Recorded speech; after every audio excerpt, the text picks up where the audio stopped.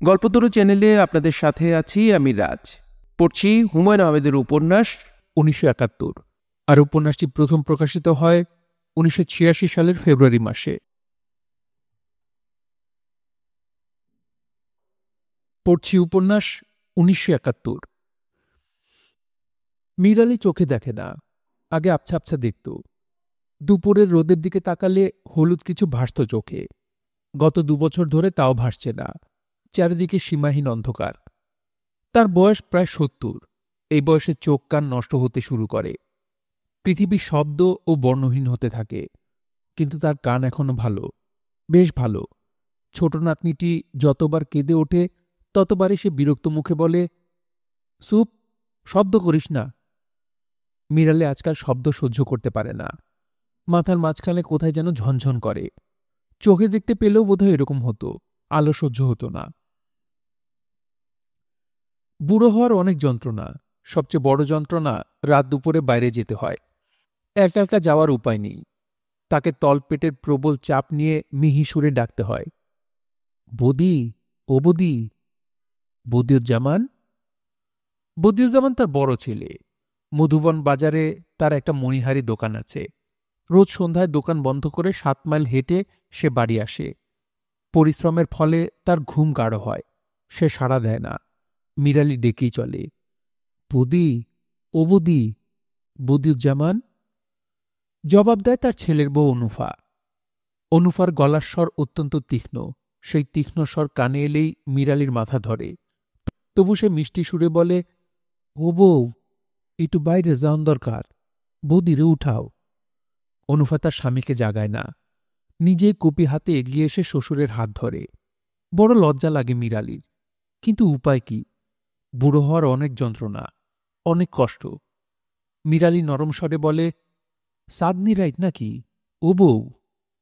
জি না। চোখে ফর্সা ফর্সা লাগে, মনে হয় চাঁদনি। না, চাঁদনি না, এইখানে বসেন, এই নেন বদনা। অনুফা দূরে সরে যায়। মীর আলী ভারমুক্ত হয়।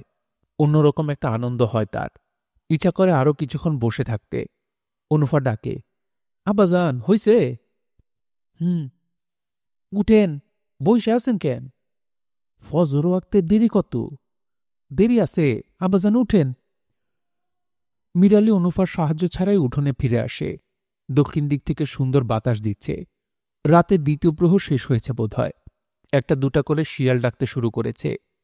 মীর আলীর হিষ্ট গলায় বলে, রাইত বেশি বাকি নাই। অনুফা জবাব দেয় না, হাই তোলে। একটা জলচৌকি দাও, উঠানে বইয়া থাকি। দুপুরাইতে উঠানে বইবেন কি? যান, ঘুমাইতে যান। মীর আলী বাধ্য ছেলের মতো বিছানায় শুয়ে পড়ে। একবার ঘুম ভাঙলে বাকি রাতটা জেগে কাটাতে হয়। সে বিছানায় বসে ঘরের স্পষ্ট অস্পষ্ট সব শব্দ অত্যন্ত মন দিয়ে শোনে। বদি খুক খুক করে কাশছে। টিনের চালে ঝটফট শব্দ। কিসের শব্দ? বানর? চোখের নিচে সবগুলি হাঁস একসঙ্গে প্যাক প্যাক করল। বাড়ির পাশে শিয়াল হাঁটাহাঁটি করছে বোধ হয়। পরিবানও কেঁদে উঠল। দুধ খেতে চায়। অনুফা দুধ দেবে না। চাপা গলায় মেখে শাসাচ্ছে। বদি আবার কাশছে। ঠান্ডা লেগেছে নাকি? পরশুদিন ভিজে বাড়ি ফিরেছে। জ্বর তো হবেই। বদির কথা শোনা যাচ্ছে। ফিসফিস করে কি যেন বলছে। কি বলছে? এত ফিসফিসেনি কেন? মীর আলী কান খাড়া করে শোনার চেষ্টা করে। কাক ডাকল। সকাল হচ্ছে নাকি? মীর আলী ভোরের প্রতীক্ষা করে। তার তলপেট আবার ভারী হয়ে ওঠে। বদি, ও বদি। বদিউজ্জামান। কি? একটু বাইরে যাওয়ান দরকার। বদি সারা শব্দ করে না। পরিবাণু তার স্বরে কাঁদে, দুধ খেতে চায়। ও বদি, বদিউজ্জামান। আসি আসি, তাড়াতাড়ি কর। আরে দুধ তুরি, এক রাইতে কয়বার বাইরে যাবেন? বদি প্রচণ্ড একটা চর বসায় পরিবাণুর গালে। বিরক্ত গলায় বলে, টর্চটা দাও অনুফা। অনুফা টর্চ খুঁজে পায়, কিন্তু অন্ধকারে ব্যাটারি খুঁজে পায় না। মীর আলী অপেক্ষা করতে করতে একসময় অবাক হয়ে বুঝতে পারে তার প্রস্রাব হয়ে গেছে। বিছানার একটা অংশ ভেজা। সে অত্যন্ত বিচলিত বোধ করে। এরকম তার আগে কখনো হয়নি। আসেন যাই, যত ঝামেলা। দেখি হাতটা বাড়ান। বদি তার হাত ধরে। মিরালি খুব দুর্বল ও অসহায় বোধ করে। এখন থেকে ঘরের মধ্যে একটা পাতিলে পেশাব করবেন, ঝামেলা ভালো লাগে না। আচ্ছা। আর পানি কম খাইবেন, বুঝলেন? আচ্ছা। বৌদি তাকে উঠোনের এক মাথায় বসিয়ে দেয়। মিরালি প্রস্রাব করার চেষ্টা করে, প্রস্রাব হয় না। ভূতা একটা যন্ত্রণা হয়। বৌদি হাত দেয়। কি হয়েছে, রাইট শেষ করবেন নাকি? আর ঠিক তখন মিরালির সামনে দিয়ে সরসর শব্দ করে একটা কিছু চলে যায়। কি এটা? সাপ। মিরালির দেখতে ইচ্ছা করে। আরে বিষয় কি, ঘুমায় পড়ছেন নাকি? না, একটা সাপ গেল সামনে দিয়া। আরে দুত্তরে সাপ, উঠেন দেখি। মনে হয় জাতি সাপ, বিরাট লম্বা মনে হইল। আরে দূত, উঠে আসেন। মিরালি উঠে দাঁড়ায়। আর ঠিক তখন আজান হয়। মিরালি হাসি মুখে বলে, আজান দিছে। ও বৌদি, আজান দিছে। দিছে দেও, ঘরে চলেন। অখন আর ঘরে গিয়া কি কাম? গোসলের পানি দে, গোসল সাইরা নামাজটা পড়ি। বৌদি বিরক্ত গলায় বলে, অজু কইরা নামাজ পড়েন, গোসল কেন? শৈলটা পাক না, না পাক শৈল। আপনি থাকেন বইয়া, অনুফারে পাঠাই, যত ঝামেলা। বদিউজ্জামান তার বাবাকে একটা জলচৌকির উপর বসিয়ে ভেতরে চলে যায়, আর আসে না। পরিবাণও ঘ্যান ঘ্যান করে কাঁদে। মিরালি বসে থাকে চুপচাপ। তার কিছুক্ষণ পর 50 জন সৈন্যের একটা দল গ্রামে এসে ঢোকে। মার্চ চার্চ না, এলোমেলোভাবে চলা। তাদের পায়ের বুটে কোনো শব্দ হয় না। তারা যায় মিরালির বাড়ির সামনে দিয়ে, এবং তাদের একজন মিরালির চোখে 5 ব্যাটারির টর্চের আলো ফেলে। মিরালি কিছু বুঝতে পারে না, শুধু উঠোনে বসে থাকা কুকুরটা তার স্বরে ঘেউ ঘেউ করতে থাকে। মিরালি ভীতস্বরে ডাকে, বৌদি, ও বৌদি, বদিউজ্জামান। কুকুরটি একসময় আর ডাকে না। দলটির পেছন পেছন কিছু দূর গিয়ে থমকে দাঁড়ায়, তারপর দ্রুত ফিরে আসে মিরালির কাছে। মিরালি উঁচু গলায় ডাকে, ও বৌদি, ও বদিউজ্জামান। কি হয়েছে, বেহুদা ছিলেন কেন? বাড়ির সামনে দেয়া কারা যেন গেল। আরে ধুত্তরি, যত ফালতু ঝামেলা, চুপ করে বয়ে থাকেন। মিরালি চুপ করে যায়। চুপ করে থাকে কুকুরটিও। নিম্ন শ্রেণীর প্রাণীরা অনেক কিছু বুঝতে পারে, তারা টের পায়। গ্রামের নাম নীলগঞ্জ। 1 মে 1971। ক্ষুদ্র সৈন্যবাহিনীর অধিনায়ক একজন মেজর এজাজ আহমেদ। কাকুল মিলিটারি একাডেমির একজন কৃতি ক্যাডেট। বাড়ি পেশোয়ারের এক অখ্যাত গ্রামে। তার গায়ের নাম রেশোবা। ময়মনসিংহ ভৈরব লাইনের একটি স্টেশন নান্দাইল রোড। ছোট্ট গরিব স্টেশন। মেল ট্রেন থামে না। লোকাল ট্রেন মিনিটখানেক থেকেই ফ্ল্যাগ উড়িয়ে পালিয়ে যায়। স্টেশনের বাইরে ইট বিছানো রাস্তায় 4-5টা রিকশা ঠুনঠুন করে ঘণ্টা বাজিয়ে যাত্রী খোঁজে। সুরেলা গলা শোনা যায়, রুয়াইল বাজার যাওনের কেউ আসুইন, রুয়াইল বাজার। রুয়াইল বাজার এই অঞ্চলের সবচেয়ে বড় বাজার। নান্দাইল রোড থেকে সোজা উত্তরে 10 মাইল। খুব খারাপ রাস্তা। বর্ষাকালে রিকশা চলে না, হেঁটে যেতে হয়। এঁটেল মাটিতে পা দেবে যায়। ঠিক থেকে ঘন কাদা। নান্দাইল রোড থেকে রুয়াইল বাজার আসতে বেলা পুয়ে যায়। বাজারটি অন্য সব গ্রাম্য বাজারের মতো, তবে স্থানীয় লোকদের খুব অহংকার একে নিয়ে। কি নেই এখানে? ধান চালের আড়ত আছে, পাটের গুদাম আছে, ধান ভাঙানোর কল আছে, চায়ের দোকান আছে, এমনকি রেডিও সারাবার একজন কারিগর পর্যন্ত আছে। গ্রামের বাজারে এর চেয়ে বেশি কি দরকার? রুয়াইল বাজারকে পেছনে ফেলে আরও মাইল 30 উত্তরে মধুবন বাজার। যাতায়াতের একমাত্র ব্যবস্থা গরুর গাড়ি, তাও শীতকালে। বর্ষায় হাঁটা ছাড়া অন্য উপায় নেই। উজান দেশ, নদীনালা নেই যে নৌকা চলবে। মধুবন বাজার পেছনে ফেলে পূব দিকে 7-8 মাইল গেলে ঘন জঙ্গল। স্থানীয় নাম মধুবনের জংলা মাঠ। কাঁটা ঝোপ, বাঁশ আর জারুলের মিশ্র বন। বেশ কিছু গাব ও ডেফল জাতীয় অন্তজ শ্রেণীর গাছও আছে। জংলা মাঠের এক অংশ বেশি নিচু, সেখানে মোর্তা গাছের ঘন অরণ্য। শীতকালে সেসব মোর্তা কেটে এনে পাটি বোনা হয়। পাকা লটকনের খোঁজে বালক বালিকারা বনের ভেতর ঘুরে বেড়ায়, কিন্তু বর্ষাকালে কেউ যায় না সেদিকে। খুব সাপের উপদ্রব। বনে ঢুকে প্রতি বছর 2-1টা গরু ছাগল সাপের হাতে মারা পড়ে। জংলা মাঠের পেছনে নীলগঞ্জ গ্রাম। দরিদ্র, শ্রীহীন, 30-40 ঘরের একটি বিচ্ছিন্ন জনপদ। বিস্তীর্ণ জলাভূমি গ্রামটিকে কাস্তের মতো দুদিকে ঘিরে আছে। সেখানে শীতকালে প্রচুর পাখি আসে। পাখি মারা জাল নিয়ে পাখি ধরে বাজারে বিক্রি করে পাখি মারারা। চাষবাস যা হয় দক্ষিণের মাঠে। জমি উর্বর নয়, কিংবা এরা ভালো চাষি নয়, ফসল ভালো হয় না। তবে শীতকালে এরা প্রচুর রবি শস্য করে। বর্ষার আগে আগে করে তরমুজ ও বাঙ্গি।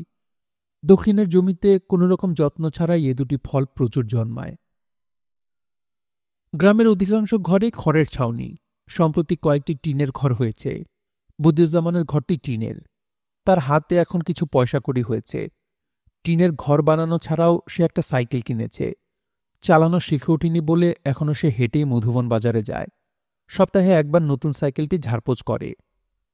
গ্রামের একমাত্র পাকা দালানটি প্রকাণ্ড। 2 বিঘা জমির উপর একটা হুলস্থুল ব্যাপার। সুসং দুর্গাপুরের মহারাজার নায়েব চন্দ্রকান্ত সেন মশাই এ বাড়ি বানিয়ে গৃহপ্রবেশের দিন সর্পাঘাতে মারা পড়েন। চন্দ্রকান্ত সেন প্রচুর ধনসম্পদ করেছিলেন। তার মৃত্যুর পর সেসবের কোনো হদিশ পাওয়া যায়নি। সবার ধারণা সোনাদানা পিতলের কলসিতে ভরে তিনি জগ করে গেছেন। তার উত্তরাধিকারীরা পেতলের কলসির খোঁজে প্রচুর খোঁড়াখুড়ি করেছে, কোনো সন্ধান পাওয়া যায়নি। চন্দ্রকান্ত সেন মশায়ের বর্তমান একমাত্র উত্তরাধিকারী নীলু সেন প্রকাণ্ড দালানটিতে থাকেন। তার বয়স প্রায় 50, দেখায় তার চেয়েও বেশি। নীলু সেনকে গ্রামে যথেষ্ট খাতির করা হয়। যাবতীয় সালিসিতে তিনি থাকেন। বিয়ে শাদির কোনো কথাবার্তা তাকে ছাড়া কখনো হয় না। লোকটি অত্যন্ত মিষ্টভাষী। এ গ্রামের সবচেয়ে সম্পদশালী ব্যক্তি হচ্ছেন জয়নাল মিয়া। প্রচুর বিষয় সম্পত্তির মালিক। মধুবন বাজারে তার 2টি ঘরও আছে। লোকটি মেরুদণ্ডহীন, সবার মন রেখে কথা বলার চেষ্টা করে। গ্রাম্য সালিসিতে সবার কথায় সমর্থন করে বিচার সমস্যা জটিল করে তোলে। তবু সবাই তাকে মোটামুটি সহ্য করে। সম্পদশালীরা এই সুবিধাটি সব জায়গাতেই ভোগ করে। 2 জন বিদেশি লোক আছেন নীলগঞ্জে। একজন নীলগঞ্জ মসজিদের ইমাম সাহেব। এত জায়গা থাকতে তিনি দুর্গম অঞ্চলে ইমামতি করতে কেন এসেছেন সে রহস্যের মীমাংসা হয়নি। তিনি মসজিদেই থাকেন। মাসের 15 দিন জয়নাল মিয়ার বাড়িতে খান। বাকি 15 দিন পালা করে অন্য ঘরগুলিতে খান। কিছুদিন হল তিনি বিয়ে করে এই গ্রামে স্থায়ীভাবে থাকবার ইচ্ছা প্রকাশ করেছেন। প্রস্তাবটিতে কেউ এখনও তেমন উৎসাহ দেখাচ্ছে না। ধানি জমি দিতে পারে জয়নাল মিয়া। সে প্রসঙ্গে এড়িয়ে যাচ্ছে, শুনেও না শোনার ভান করছে। দ্বিতীয় বিদেশি লোকটি হচ্ছে আজিজ মাস্টার। সে নীলগঞ্জ প্রাইমারি স্কুলের হেডমাস্টার।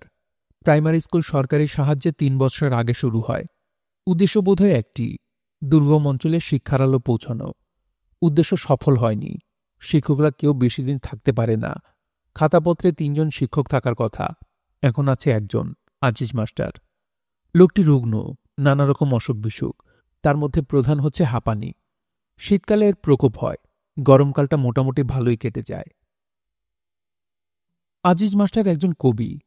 সে গত 3 মাসে 4 নম্বরে একটি রুলটানা খাতা কবিতা লিখে ভরিয়ে ফেলেছে। প্রতিটি কবিতাই একটি রমণীকে উদ্দেশ্য করে লেখা, যাকে বিভিন্ন সময়ে বিভিন্ন নামে ডাকা হয়েছে, যেমন স্বপ্নরানী, কেশবতী, অচিন পাখি ইত্যাদি। তার 3টি কবিতা নেত্রকোনা থেকে প্রকাশিত মাসিক কিষাণ পত্রিকায় ছাপা হয়েছে। আজিজ মাস্টারের কাব্য প্রতিভা সম্পর্কে গ্রামের লোকজন ওয়াকিবহাল। তারা এই কবিকে যথেষ্ট সমীহ করে। সমীহ করার আরেকটি কারণ হল আজিজ মাস্টার গ্রামের সবচেয়ে শিক্ষিত মানুষ। বিয়ে পর্যন্ত পড়েছিল, পরীক্ষা দেওয়া হয়নি। তার আবার পরীক্ষা দেওয়ার কথা। সে জয়নাল মিয়ার একটি ঘরে থাকে। তার স্ত্রীকে সে ভাবিসাব ডাকে, কিন্তু তার বড় মেয়েটিকে দেখলেই কেমন যেন বিচলিত বোধ করে। মেয়েটির নাম মালা। মাঝে মাঝে মালা তাকে ভাত বেড়ে দেয়। সে সময়টা আজিজ মাস্টার বড় অস্বস্তি বোধ করে। সে যখন বলে, মামা আর একটু ভাত দেই, তখন কোনো কারণ ছাড়াই আজিজ মাস্টারের কান টান লাল হয়ে যায়। আজিজ মাস্টার কয়েকদিন আগে মালারানী নামে একটি দীর্ঘ কবিতা রচনা করেছে। কবিতাটি কিষাণ পত্রিকায় পাঠাবে কিনা এ নিয়ে সে খুব চিন্তিত। হয়তো পাঠাবে। নীলগঞ্জের যে দিকটায় জলাভূমি, একজন কৈবর্ত থাকে সেদিকে। গ্রামের সঙ্গে তাদের খুব একটা যোগ নেই। মাছ ধরার সিজনে জলাশয়ে মাছ মারতে যায়, আবার ফিরে আসে। কর্মহীন সময়টাতে চুরি ডাকাতি করে। নীলগঞ্জের কেউ এদের ঘাটায় না। গত বছর কৈবর্তপাড়ায় খুন হলো একটা। নীলগঞ্জের মাতবররা এমন ভাব করলেন যেন তারা কিছুই জানেন না। থানা পুলিশ কিছুই হল না। যার ছেলে খুন হল সেই চিত্রা বড়ি কিছুদিন ছোটাছুটি করল নীলু সেনের কাছে। নীলসেন শুকনো গলায় বললেন, তোদের ঝামেলা তোরা মিটা, থানাওয়ালার কাছে যা। বুড়ি ফোপাতে ফোপাতে বলল, থানাওয়ালার কাছে গেলে আমারে দহের মধ্যে পুত্তা থুইব কইছে। নীলসেন গম্ভীর হয়ে গেলেন, টেনে টেনে বললেন, এদের ঘাটাঘাটি করা ঠিক না, রক্ত গরম জাত, কি করতে কি করে, বিচার হইত না। নীলসেন তার জবাব দিতে পারলেন না, অস্পষ্টভাবে বললেন, এখন বাদ দে, পরে দেখি কিছু করা যায় কি না। বুড়ি আরও কিছুদিন ছোটাছুটি করল এবং একদিন দেখা গেল কৈবর্তরা দল বেঁধে জলমহালে মাছ মারতে গিয়েছে। বুড়িকে সঙ্গে নেয়নি। বুড়ি আকাশ ফাটিয়ে চিৎকার করল কিছুদিন। নীলসেনের দালানের এক প্রান্তে থাকতে লাগল। চরম দুর্দিন। কৈবর্তরা ফিরে এলো 3 মাস পর, কিন্তু বুড়ির জায়গা হল না। সে এবারে ওবারে ভিক্ষা করে খেতে লাগল। হতদরিদ্র নীলগঞ্জের প্রথম ভিক্ষুক। সব গ্রামের মতো এ গ্রামে একজন পাগলও আছে, মতি মিয়া শালা নিজাম। সে বেশিরভাগ সময় সুস্থ থাকে, শুধু 2-1 দিন মাথা গরম হয়ে যায়। তখন তার গায়ে কোনো কাপড় থাকে না। গ্রামের এ মাথা থেকে ও মাথা পর্যন্ত ছোটাছুটি করতে থাকে। দুপুরের রোদ খুব বেড়ে গেলে মধুবন জঙ্গলার মধ্যে ঢুকে পড়ে। পাগলদের সাপে কাটে না, প্রবাদটি হয়তো সত্যি। নিজাম বহাল তবিয়তে বন থেকে বেরিয়ে আসে। ছোটাছুটি করা এবং বনের ভেতর বসে থাকা ছাড়া সে অন্য কোনো উপদ্রব করে না। গ্রামের পাগলদের গ্রামবাসী খুব স্নেহের চোখে দেখে। তাদের প্রতি অন্য এক ধরনের মমতা থাকে সবার। চিত্রাবুড়ি রাতে একনাগারে কখনো ঘুমায় না। ক্ষণে ক্ষণে জেগে উঠে চেঁচায়, কেলা যায় গো, লোকটাকে। তার ঘুমোবার জায়গাটা হচ্ছে সেনবাড়ির পাকা কালী মন্দিরের চাতাল। নীলসেন তাকে থাকবার জন্য একটা ঘর দিয়েছিলেন, সেখানে নাকি তার ঘুম হয় না। দেবী মূর্তির পাশে সে বোধ হয় এক ধরনের নিরাপত্তা বোধ করে। গভীর রাতে দেবীর সঙ্গে তার অন্তরঙ্গ কথাবার্তা হয়। দেখিস হে মা কালী, হে গন্যাংটা বেটি, আমার পুত্রে যে মারছে, তুই তার কইজাটা টাইন না খা, পরে আমি জোড়া পাঠা দিমু, ভুকসিরা রক্ত দিমু। হে মা কালী, দেখিস রে বেটি, দেখিস। মা কালী কিছু শোনেন কিনা বলা মুশকিল, কিন্তু চিত্রাবুড়ির ধারণা তিনি শোনেন এবং তিনি যে শুনছেন তার নমুনাও দেন। যেমন এক রাত্রিতে খলখল হাসির শব্দ শোনা গেল। বুড়ির রক্ত জল হয়ে যাবার মতো অবস্থা। সে কাঁপা গলায় ডাকল, হ্যাঁ মা, হ্যাঁ গো ন্যাংটা বেটি। হাসির শব্দ আর শোনা গেল না। দেবীরা তাদের মহিমা বারবার করে দেখাতে ভালোবাসেন না। চিত্রাবুড়ি আজ রাতেও মা কালীর সঙ্গে সুখ দুঃখের অনেক কথা বলল। জোড়া পাঠার আশ্বাস দিয়ে ঘুমোতে গেল। তারপর জেগে উঠে চেঁচাল, কেলা যায় গো, লোকটাকে। কেউ জবাব দিল না, কিন্তু বুড়ির মনে হল অনেকগুলি মানুষ যেন এদিকে আসছে, শব্দ করে পা ফেলছে। হু হা এরকম একটা আওয়াজও আসছে। ডাকাত নাকি? চিত্রাবুড়ি ভয়ে কাঠ হয়ে গেল। তার চোখের সামনে দিয়ে মিলিটারির দলটি পার হল। আলো কম, স্পষ্ট কিছু দেখা যাচ্ছে না। চিত্রাবুড়ি কিছু বুঝতে পারল না। এরা কারা? এই রাতে কোত্থেকে এসেছে? বুড়ি দেখল সেনবাড়ির সামনে দাঁড়িয়ে বেশ কয়েকবার টর্চের আলো ফেলল। তার মানে কি ডাকাত? কিন্তু সেনবাড়িতে ডাকাত আসার কথা নয়। সেনরা এখন হতদরিদ্র। এই বিশাল বাড়ির ইটগুলো ছাড়া ওদের আর কিছুই নেই। ওরা আবার চলতে শুরু করেছে। জুমাঘরের কাছে এসে আবার সেনবাড়ির উপর টর্চের আলো ফেলল। কোন দিকে যাচ্ছে? কৈবর্তপাড়ার দিকে? ওদের আগেভাগে খবর দেয়া দরকার। সেনবাড়ির পেছন দিক দিয়ে ছুটে গিয়ে খবর দেবে। চিত্রাবুড়ির কাছে সমস্ত ব্যাপারটা অস্বাভাবিক লাগছে। এই রাতের বেলা দল বেঁধে এরা কেন আসবে? না, কৈবর্তপাড়ার দিকে যাচ্ছে না। জুম্মাঘর পেছনে ফেলে এরা সড়কে উঠে গেল। টর্চের আলো এখন আর ফেলছে না। বুড়ির মনে হলো এর স্কুল ঘরের দিকে যাচ্ছে। আজিজ মাস্টারকে খবর দেওয়া দরকার, কিন্তু তারও আগে খবর দেওয়া দরকার কৈবর্তপাড়ায়। বিপদের সময় নিজ গোত্রের মানুষের কথাই প্রথম মনে পড়ে। 4-5টা কুকুর একসঙ্গে চেঁচাচ্ছে। এরা কিছু টের পেয়েছে। কুকুর বেড়াল অনেক কিছু আগে ভাগে জানে। বুড়ি কালী মন্দিরের চাতাল থেকে নেমে এলো। সে কোন দিকে যাবে মন স্থির করতে পারছে না। গ্রামে মিলিটারি ঢুকেছে এটা প্রথম বুঝতে পারলেন নীলগঞ্জ মসজিদের ইমাম সাহেব। পাকা মসজিদের সিঁড়িতে দাঁড়িয়ে তিনি সূরা ইয়াসিন পড়ছিলেন। আজান দেবার আগে তিনি 3 বার সূরা ইয়াসিন পড়েন। দ্বিতীয়বার পড়বার সময় অবাক হয়ে পুরো দলটাকে দেখলেন। এরা স্কুল ঘরের দিকে যাচ্ছে। প্রথম কয়েক মুহূর্ত তিনি ব্যাপারটা বুঝতেই পারলেন না। সূরা ইয়াসিন শেষ করে দীর্ঘ সময় মসজিদের সিঁড়িতে বসে রইলেন। অন্ধকার এখনো কাটেনি, পাখপাখালি ডাকছে। ইমাম সাহেব মন স্থির করতে পারছেন না এখানে বসে থাকবেন না খবর দেওয়ার জন্য ছুটে যাবেন। কিছুক্ষণ তার মনে হল সিঁড়িতে এরকম প্রকাশ্যে বসে থাকা ঠিক না, মসজিদের ভেতর থাকা দরকার। কিন্তু নীলগঞ্জের মসজিদে তিনি কখনো একা ঢোকেন না। এই মসজিদে জিন নামাজ পড়ে এরকম একটা প্রবাদ আছে, অনেকেই দেখেছে। তিনি অবশ্যই এখনো দেখেননি, কিন্তু তার ভয় করে। একা বসে থাকতে থাকতে তার মনে হল, এই যে তিনি দেখলেন একদল মিলিটারি, এটা চোখের ভুল নয় তো? নান্দাইল রোডে মিলিটারি আসেনি, সোহাগীতে আসেনি, এখানে আসবে কেন? এখানে আছেই কি? নেহায়েত গণ্ডগ্রাম। ইমাম সাহেব ইউনিয়ন বোর্ডের রাস্তায় এসে দাঁড়ালেন। স্কুলঘর বাঁশবনের আড়ালে পড়েছে, কিছুই দেখা যাচ্ছে না। মুসল্লিরা কেউ আসছে না কেন? নাকি মিলিটারির খবর জেনে গেছে সবাই? তার প্রবল ইচ্ছে হতে লাগল নামাজ না পড়েই ঘরে ফিরে যেতে। আকাশ ফর্সা হতে শুরু করেছে, অথচ কারও দেখা নেই। দীর্ঘ সময় অপেক্ষা করবার পর মতি মিয়াকে আসতে দেখা গেল। মতি মিয়া একটা মামলা জড়িয়ে ইদানিং ধর্মকর্মে অতিরিক্ত রকমের উৎসাহী হয়ে পড়েছেন। ইমাম সাহেব নিচু গলায় বললেন, আয় মতি, কিছু দেখলা? কি দেখুম? কিসের কথা কন? কিছু দেখো নাই? না, বিষয়টা কি? ইমাম সাহেব আর কিছু না বলে চিন্তিত ভঙ্গিতে আজান দিতে গেলেন। আজান শেষ করে মতি মিয়াকে আবার জিজ্ঞেস করলেন, এই স্কুল ঘরের কাছে কিছুই দেখো নাই? না। ব্যাপারটা কি ভাইঙ্গা কন? মনে হয় গ্রামে মিলিটারি ঢুকছে। কি ঢুকছে? মিলিটারি। আরে কি কন, এই গ্রামে মিলিটারি আইব কেন? আমি যাইতে দেখলাম। চোখের ধান্দা, আন্দাইটে কি দেখতে কি দেখছেন? নান্দাইল রোডেতে এখন তক মিলিটারি আসে নাই। তুমি জানলা কেমনি? আমার শালা আইছে গতকাল, নিজামের বড় ভাই। আমি কিন্তু নিজের চোখে দেখলাম। আরে না, মিলিটারি আইলে এতক্ষণে গুলি শুরু হয়ে যেত। মিলিটারি কি সোজা জিনিস?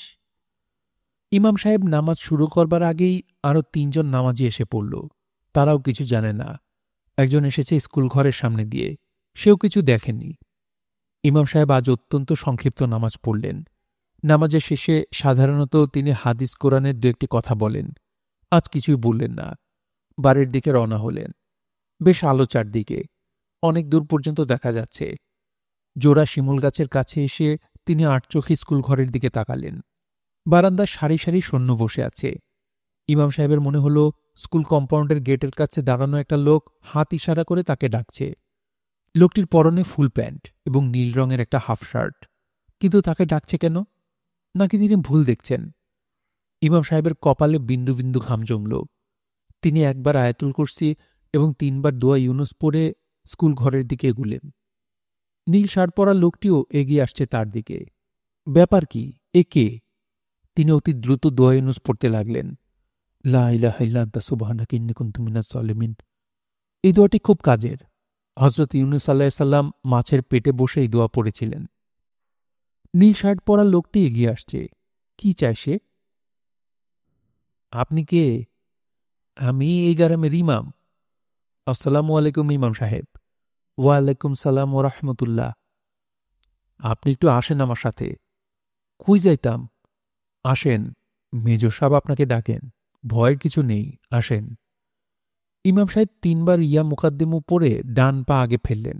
সঙ্গে নীল শার্ট পরা লোকটি মৃদুস্বরে বলল, এত ভয় পাচ্ছেন কেন? ভয়ের কিছুই নাই। আজিজ মাস্টারের অনিদ্রা রোগ আছে। অনেক রাত পর্যন্ত তাকে জেগে থাকতে হয় বলেই অনেক বেলা পর্যন্ত ঘুমোতে হয়। আজ তাকে ভোরের আলো ফোটার আগেই জাগতে হল, কারণ স্কুলের দপ্তর এবং দারোয়ান রাসমোহন প্রচণ্ড শব্দে দরজায় ধাক্কা দিচ্ছে, যেন ভূমিকম্প হচ্ছে। এখনই আজিজ মাস্টারকে ঘর থেকে বের করতে হবে। বন্ধ দরজার ওপাশ থেকে আজিজ মাস্টার কথা বলল, এই রাসমোহন, কি ব্যাপার? আপনারে ডাকে। কে ডাকে? মিলিটারি। গ্রামে মিলিটারি আসছে স্কুল ঘরে। কি বলছিস রাসমোহন? আপনারে স্যার ডাকে। আজিজ মাস্টার দরজা খুলে দেখল রাসমোহনের থুতনি বেয়ে ঘাম পড়ছে। গায়ের ফতুয়াটা ঘামে ভেজা। স্কুল থেকে দৌড়ে এসেছে বোধহয়। শব্দ করে শ্বাস টানছে। রাসমোহন আবার বলল, মিলিটারি আপনারা ডাকে স্যার। আজিজ মাস্টার রাসমোহনের কথা মোটেও বিশ্বাস করল না। সময়টা খারাপ। খাকি পোশাকের একজন পিয়ন দেখল সবাই ভাবে পাঞ্জাবি মিলিটারি। রাসমোহনের রজ্জুতে সর্পভ্রম হয়েছে। থানাওয়ালারা কেউ এসেছে কেন্দুয়া থেকে, খুব সম্ভব চিত্রাবুরের ছেলের ব্যাপারে। মার্ডার কেসে পুলিশের খুব উৎসাহ, দল বেঁধে চলে আসে।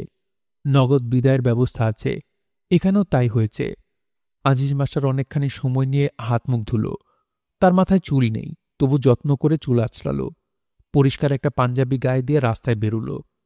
অর্ধেক পথ আসার পর তার মনে হলো চাবি ফেলে এসেছে, আবার ফিরে গেল চাবি আনতে।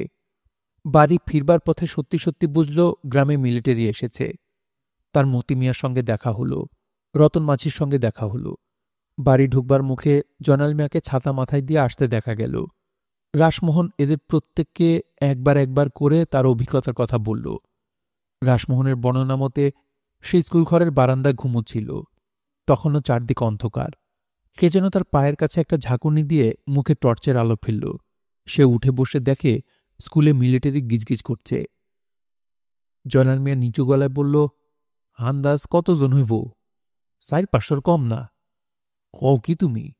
বেশিও হইতে পারে, সব টিম মস্ত জোয়ান। জোয়ান তো হইবই, মিলিটারি দুবলা পাতলা হয় নাকি? হাতে অস্ত্রপাতি আছে।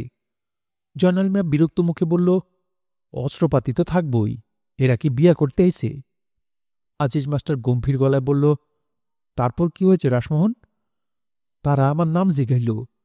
আজিজ মাস্টার বলল, কোন ভাষায়, উর্দু না ইংরেজি? বাংলায়, পরিষ্কার জিগাইল, তোমার নাম কি, তুমি কে, কি করো? তা কিভাবে হয়, এরা তো বাংলা জানে না। আমি স্যার পরিষ্কার শুনলাম, নিজের কানে শুনলাম। তারপর বলো, তারপর কি হলো? আমি কইলাম, আমার নাম রাসমোহন, আমি স্কুলের দপ্তরি। তখন তারা কইল, হেডমাস্টারে ডাইকা আনো। বাংলায় বলল, জি স্যার। আরে কি যে বলো পাগল ছাগলের মতো, এরা বাংলা জানে নাকি? কি শুনতে কি শুনেছ? আজিজ মাস্টার একটা সিগারেট ধরাতে গিয়ে লক্ষ্য করল তার হাত কাঁপছে এবং প্রস্রাবের বেগ হচ্ছে। খুব খারাপ লক্ষণ, এখনই হাঁপানির টান শুরু হবে। অতিরিক্ত উত্তেজনায় তার হাঁপানির টান ওঠে। এখন সিগারেট খাওয়াটা ঠিক হবে না জেনেও আজিজ মাস্টার লম্বা লম্বা টান দিতে শুরু করল। সে সাধারণত জয়নাল মিয়ার সামনে সিগারেট খায় না। জয়নাল মিয়া গম্ভীর গলায় বলল, তুমি যাও মাস্টার, বিষয়টা কি যাই না আসো। আমি আমি কি জন্যে যাব? আরে ডাকতাছে তোমারে, তুমি যাইবা না তো যাইবটা কি? আজিজ মাস্টারের সত্যি সত্যি হাঁপানির টান উঠে গেল। সিগারেট ফেলে দিয়ে সে লম্বা লম্বা শ্বাস নিতে শুরু করল। জয়নাল মিয়া গম্ভীর গলায় বলল, এরা এখানে থাকবার জন্য আসে নাই, বুঝলা, যাইতাছে অন্য কোনোখানে, ভয়ের কিছু নাই। একটা পাকিস্তানি পতাকা হাতে নিয়ে যাও, একটা পতাকা আছে না বাঁশের আগায় বান্ধা? আমি একলা যাব? বলেন কি? একসঙ্গে বেশি মানুষ যাওয়া ঠিক না। ঠিক বেঠিক যাই হোক, আমি একা যাব না। এইরকম করতেছ কেন মাস্টার? এরা বাঘও না, ভাল্লুকও না। একা যাব না, আপনারা চলেন আমার সাথে। সকাল প্রায় 7টার দিকে 6 জনের একটি ছোট্ট দলকে একটি পাকিস্তানি ফ্ল্যাগ হাতে নিয়ে স্কুল ঘরের দিকে এগুতে দেখা গেল। রোগা আজিজ মাস্টার দলটির নেতৃত্ব দিচ্ছেন। সে স্কুল ঘরের কাছাকাছি এসে গলা ফাটিয়ে চিৎকার করল, পাকিস্তান! দলের অন্য সবাই আকাশ বাতাস কাঁপিয়ে বলল, জিন্দাবাদ! কায়েদে আজম জিন্দাবাদ! লিয়াকত আলী খান জিন্দাবাদ! মহাকবি ইকবাল জিন্দাবাদ! রোদ উঠে গেছে। বৈশাখ মাস। অল্প সময়ে রোদ ঝাঁঝালো হয়ে ওঠে। ছোট্ট দলটি, যার নেতৃত্ব দিচ্ছে আজিজ মাস্টার, রোদে দাঁড়িয়ে ঘামছে। তাদের মুখ রক্তশূন্য, তারা বুকের মাঝে এক ধরনের কাঁপুনি অনুভব করছে। রাস্তার ওপাশে 4-5টা জারুল গাছ। গাছের নিচে গেলে ছায়া পাওয়া যায়, কিন্তু সেখানে যাওয়া ঠিক হবে কিনা আজিজ মাস্টার বুঝতে পারছে না। তারা জড়াজড়ি হয়ে দাঁড়িয়ে থেকে ধ্বনি দেয়, আর চোখে মিলিটারিদের দিকে তাকায়। সরাসরি তাকাতে সাহসে কুলোয় না। সমস্ত বারান্দা জুড়ে মিলিটারিরা ছড়িয়ে ছিটিয়ে আছে। কেউ বসে আছে, কেউ মাথার নিচে হ্যাভারস্যাক দিয়ে ঘুমের মতো পড়ে আছে। পাকিস্তান জিন্দাবাদ ধ্বনি দিয়ে এগিয়ে আসা দলটির প্রতি তাদের কোনো উৎসাহ দেখা গেল না। তাদের দৃষ্টি সন্ন্যাসীদের মতো নির্লিপ্ত, যেন জগতের কোনো কিছুতেই তাদের কিছু আসে যায় না। পাকিস্তানের ফ্ল্যাগটি মতি মিয়ার হাতে। সে হাত উঁচু করে ফ্ল্যাগটি দোলাচ্ছিল। হাত ব্যথা হয়ে গেছে, কিন্তু নামাবার সাহস হচ্ছে না। আজিজ মাস্টার খুক খুক করে কয়েকবার কাশল। সেই শব্দে বারান্দায় বসা কয়েকজন তাকালো তার দিকে। আজিজ মাস্টার প্রাণ ভয়ে কাশি চাপতে চেষ্টা করল। সময় খারাপ, এরকম সময়ে কাউকে অযথা বিরক্ত করা ঠিক না। কিন্তু ক্রমাগত কাশি উঠছে। আজিজ মাস্টার লক্ষ্য করল উঠোনে চেয়ার পেতে যে অফিসারটি বসে আছেন তিনি এক দৃষ্টিতে তাকিয়ে আছেন তার দিকে। অত্যন্ত রূপবান একজন মানুষ, মিলিটারি পোশাকেও তাকে রাজপুত্রের মতো লাগছে। এর চোখে মুখে কোনো ক্লান্তি নেই, তবে বসে থাকার ভঙ্গিটি শ্রান্তির ভঙ্গি। তিনি তার সামনের টেবিলে পা তুলে দিয়েছেন, পায়ে খয়েরি রঙের মোজা। মানুষটি প্রকাণ্ড, তবে সেই তুলনায় পায়ের পাতা দুটি ছোট। তার কাছাকাছি যে রোগা লোকটি দাঁড়িয়ে আছে তাকে দেখতে বাঙালিদের মতো লাগছে। তার গায়ে চকচকে নীল রঙের একটা শার্ট। এই লোকটি খুব ঘামছে, ময়লা একটা রুমালে ক্রমাগত ঘাড় মুছছে। অফিসারটি মৃদুস্বরে কি যেন বলল নীল শার্ট পরা লোকটিকে। নীল শার্ট তীক্ষ্ণ গলায় বলল, আপনাদের মধ্যে হেডমাস্টার সাহেবকে? আজিজ মাস্টারের বুকের মধ্যে শিরশির করতে লাগল। কে আপনাদের মধ্যে হেডমাস্টার? মতি মিয়া আজিজ মাস্টারের পিঠে মৃদু ধাক্কা দিল। আজিজ মাস্টার কাশির বেগ থামাতে থামাতে বলল, জি আমি। আপনি থাকেন, অন্য সবাইকে যেতে বলেন। যান ভাই, আপনারা সবাই যান, ভয়ের কিছুই নাই। আজিজ মাস্টার একা দাঁড়িয়ে রইল। অন্যরা মনে হলো হাঁপ ছেড়ে বেঁচেছে, তবে তারা চলেও গেল না। জুম্মাঘরের কাছে ছাতিম গাছের নিচে বসে রইল চুপচাপ। ব্যাপারটা কিছুই বোঝা যাচ্ছে না। মাস্টার ফিরে না আসা পর্যন্ত কিছু পরিষ্কার হবে না। মতি বিড়ি ধরিয়ে টানতে লাগল। সে জয়নাল মিয়ার সামনে বিড়ি খায় না, এই কথা তার মনে রইল না। সময়টা খারাপ, এই সময় কোনো কিছু মনে থাকে না। ছোট চৌধুরীও সিগারেট ধরালেন। তিনি সকাল থেকেই ঘামছেন। মতি মিয়া বলল, ভয়ের কিছু নাই। কি কন? না, ভয়ের কি? এরা বাঘও না, ভাল্লুকও না। একেবারে খাঁটি কথা। অন্যায় তো কিছু করি নাই, অন্যায় করলে একটা কথা আসিল। একেবারে খাঁটি কথা, অতি ন্যায্য কথা। জয়নাল মিয়া উৎসাহিত বোধ করে। মতি বলল, নীলু চাচার বাড়িতে যাই চলেন। কথাটা তার খুব মনে ধরে, কিন্তু আজিজ মাস্টার ফিরে না আসা পর্যন্ত নড়তেও ইচ্ছে করে না। রোদ চড়তে শুরু করে। ছাতিম গাছের নিচে একটি দুটি করে মানুষ জমতে শুরু করে। সবার মধ্যে একটা চাপা উত্তেজনা, ঝাঁ ঝাঁ করছে রোদ। উত্তরবন্দে বড় ধান পেকে আছে, কাটতে হবে। কিছু কিছু জমিতে পাট দেওয়া হয়েছে, ক্ষেত নিড়ানির সময় এখন। দক্ষিণবন্দে আউশ বোনা হবে, কিন্তু আজ মনে হয় এ গ্রামের কেউ কোথাও যাবে না। আজকের দিনটা চাপা উত্তেজনা নিয়ে সবাই অপেক্ষা করবে। এ গ্রামে বহুদিন এরকম ঘটনা ঘটেনি। বদিকে দেখা গেল ফর্সা জামা গায়ে দিয়ে হনহন করে আসছে, তার বগলে ছাতা। ছাতিম গাছের নিচে একসঙ্গে এতগুলি মানুষ দেখে হক চগিয়ে গেল। বিষয় কি? মতি মিয়া ঠান্ডা গলায় বলল, জানো না কিছু? কি জানুম? আরে মুসিবত, জান লইয়া টানাটানি, আর কিছুই জানো না? বদি চিন্তিত ভঙ্গিতে তাকায়, কিছু বুঝতে পারে না। জয়নাল মিয়া ঠান্ডা গলায় বলে, গেরামে মিলিটারি আইছে। এইটা কি কন? এইখানে মিলিটারি আইব কেন? স্কুল ঘরে গিয়া নিজের চোখে দেখো, আজিজ মাস্টারের রাইখা দিছে। হ্যাঁ, আজ মধুবনে গিয়া কাম নাই, বাড়ির যাও। বদি রাস্তার উপর বসে পড়ে, ফিসফিস করে বলে, কি সর্বনাশ! জয়নাল মিয়া বিরক্ত হয়ে বলে, সর্বনাশের কি আছে? আমরা কি করলাম? কিছু করছি আমরা? বদি মুখ লম্বা করে বসে থাকে। একসময় মৃদুস্বরে বলে, মুসলমানের জন্য ভয়ের কিছুই নাই। এরা মুসলমানদের খুব খাতির করে, তবে পাক্কা মুসলমান হওয়া লাগে।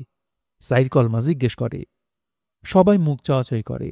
চার কলেমা কারো জানা নেই। বদি উৎসাহিত হয়ে বলে, সুন্নত হইছে কিনা এইটাও দেখে, কাপড় খুইল্লা দেখে। তুমি জানলা কেমনে?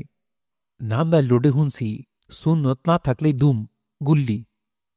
ক কি তুমি? মিলিটারি মানুষ, রাগ বেশি, আমরার মতো না, রাগ উঠলেই দুম। বদি একটি বিড়ি ধরিয়ে দ্রুত টানতে থাকে। তার মধুবনে যাওয়া অত্যন্ত দরকার। কে জানে, হয়তো মধুবনেও মিলিটারি এসে দোকানপাট জ্বালিয়ে দিয়েছে। সে উঠে দাঁড়াল। মতি মিয়া বলল, যাও কই? বদি তার উত্তর না দিয়ে উল্টোর দিকে হাঁটা শুরু করল। স্কুলঘরকে পাশ কাটিয়ে যেতে হবে, হাঁটতে হবে অনেকটা পথ। কড়া রোদ উঠছে, আকাশে মেঘের লেশমাত্র নেই। চারদিকে ঝাঁঝা করছে রোদ। বদি হনহন করে ছুটছে। রোগা নীলশার পরা লোকটি বাঙালি। সে আজিজ মাস্টারের দিকে তাকিয়ে শুকনো গলায় বলল, ইনি মেজর এজাজ আহমেদ, ইনারে সালাম দেন। আজিজ মাস্টার যন্ত্রের মতো বলল, আসসালাম আলাইকুম। মেজর এজাজ পরিষ্কার বাংলায় বললেন, আপনার নাম কি?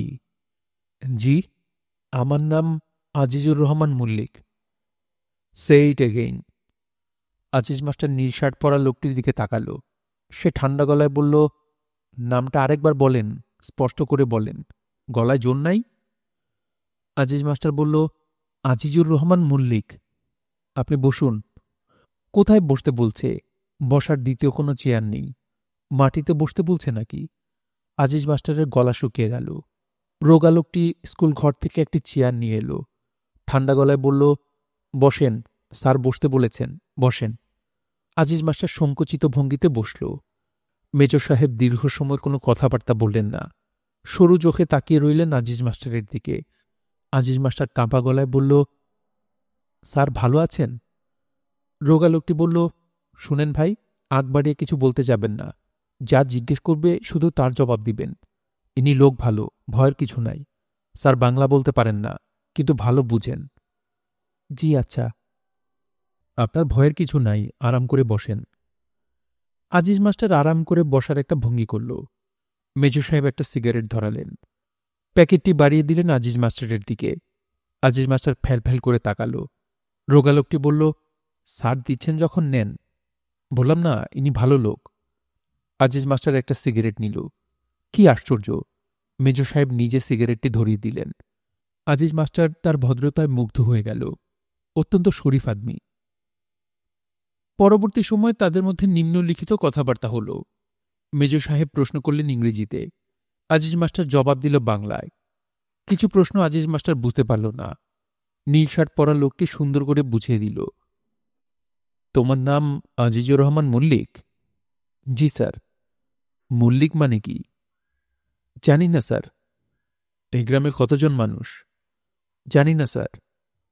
কতজন হিন্দু আছে? জানি না স্যার। তুমি দেখে কিছুই জানো না। স্যার, আমি বিদেশি মানুষ। বিদেশি মানুষ মানে? তুমি পাকিস্তানি না? জি স্যার। তাহলে তুমি বিদেশি হলে কিভাবে? মেজর সাহেব চোখ বন্ধ করে জবাবের প্রতীক্ষা করতে লাগলেন। আজিজ মাস্টারের মাথায় কোনো জবাব এলো না। তুমি ইকবাল জিন্দাবাদ বলেছিলে। ইকবাল কে? কবি স্যার, বড় কবি, মহাকবি। তুমি তার কবিতা পড়েছ? জি না স্যার। পড়ো নাই? চীন ও আরব হামারা, সারা জাহা হ্যাঁ হামারা। জি না স্যার। মেজর সাহেব আরেকটি সিগারেট ধরালেন। কিছুক্ষণ বিশ্রাম নিলেন। আজিজ মাস্টার লক্ষ্য করল, লোকটিকে দূর থেকে যত অল্পবয়স্ক মনে হচ্ছিল, আসলে তার বয়স তত অল্প নয়। চোখের নিচে কালি, কপালের চামড়ায় সূক্ষ্ম ভাঁজ। কত বয়স হতে পারে? ৩৫-এর কম নয়। আজিজ মাস্টারের বয়স ৩৮। এই লোকটি তার চেয়ে ৩ বছরের ছোট, অথচ এই লোকটির সামনে নিজেকে কেমন কেঁচোর মতো লাগছে। মেজর সাহেব নড়ে চড়ে বসলেন। পা থেকে মোজাজোড়া টেনে খুলে ফেললেন। আবার প্রশ্নোত্তর শুরু হল। এই গ্রামে কোনো দুষ্ট লোক আছে? জি না স্যার। মুক্তিবাহিনী আছে? জি না স্যার। তুমি ঠিক জানো? জি স্যার, এই গ্রামের সবাইকে আমি চিনি।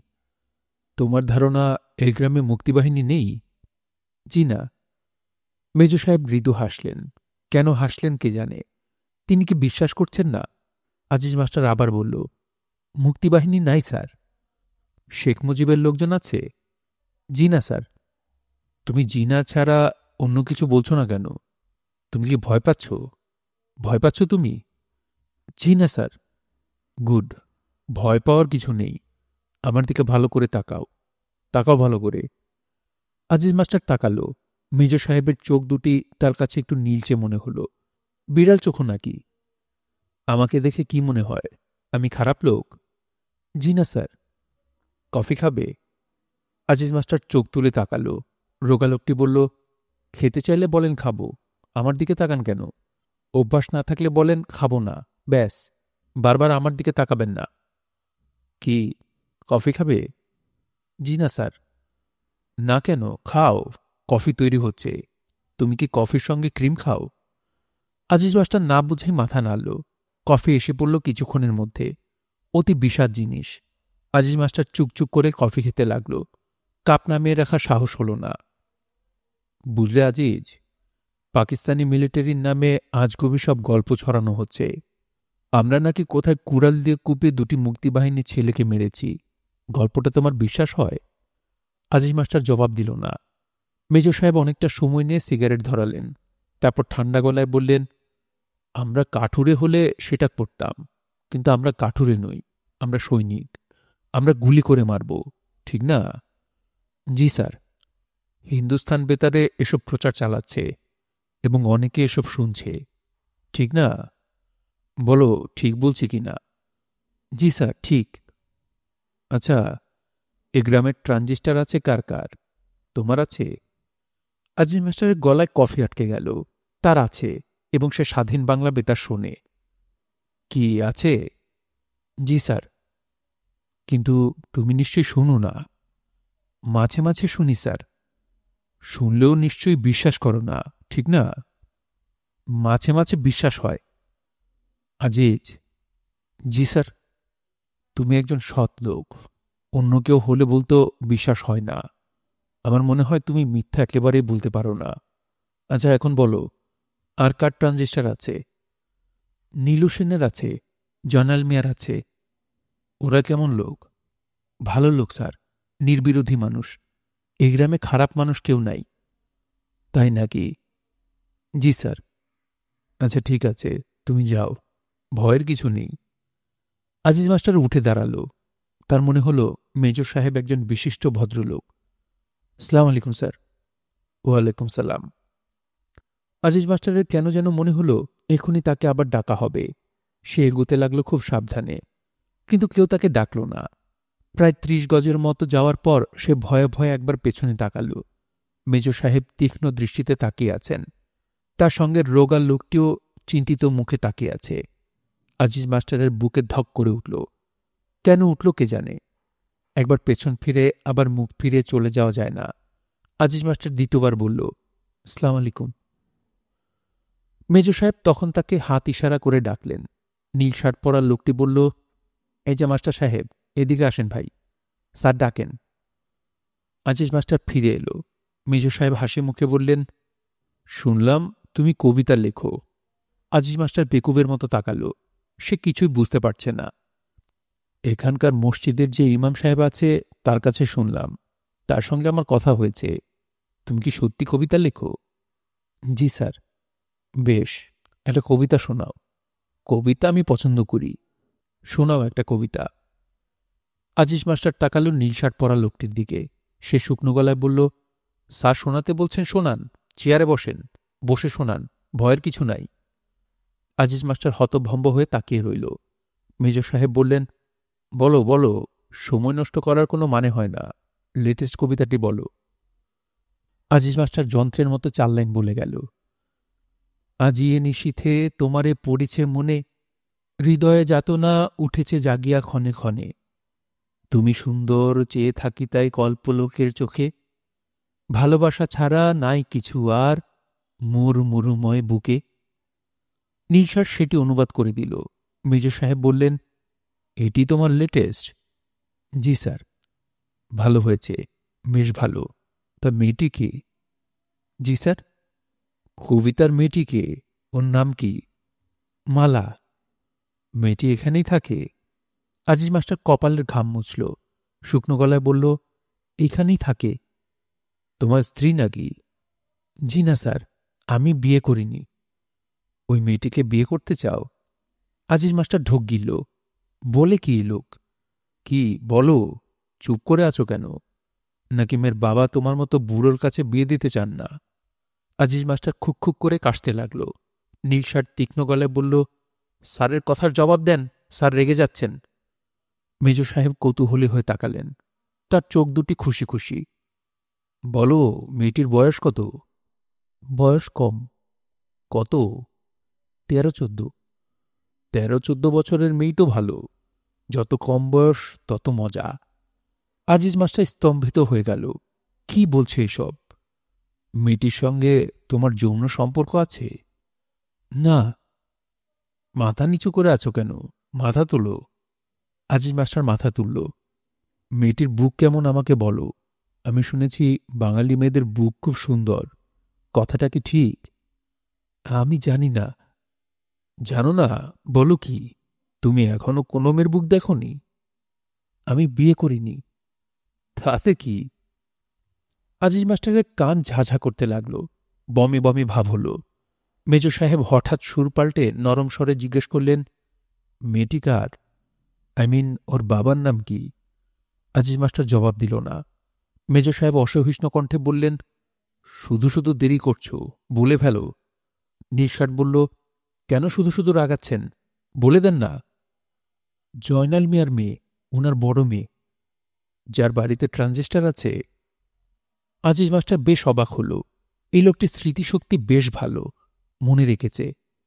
তুমি এখন আর আগের মতো স্বতঃস্ফূর্তভাবে কথা বলছো না। প্রতিটি প্রশ্ন দুবার করে করতে হচ্ছে। কারণ কি? আজিজ মাস্টার জবাব দিল না। তুমি কি আমার উপর রাগ করেছ? বলো, রাগ করেছ? না।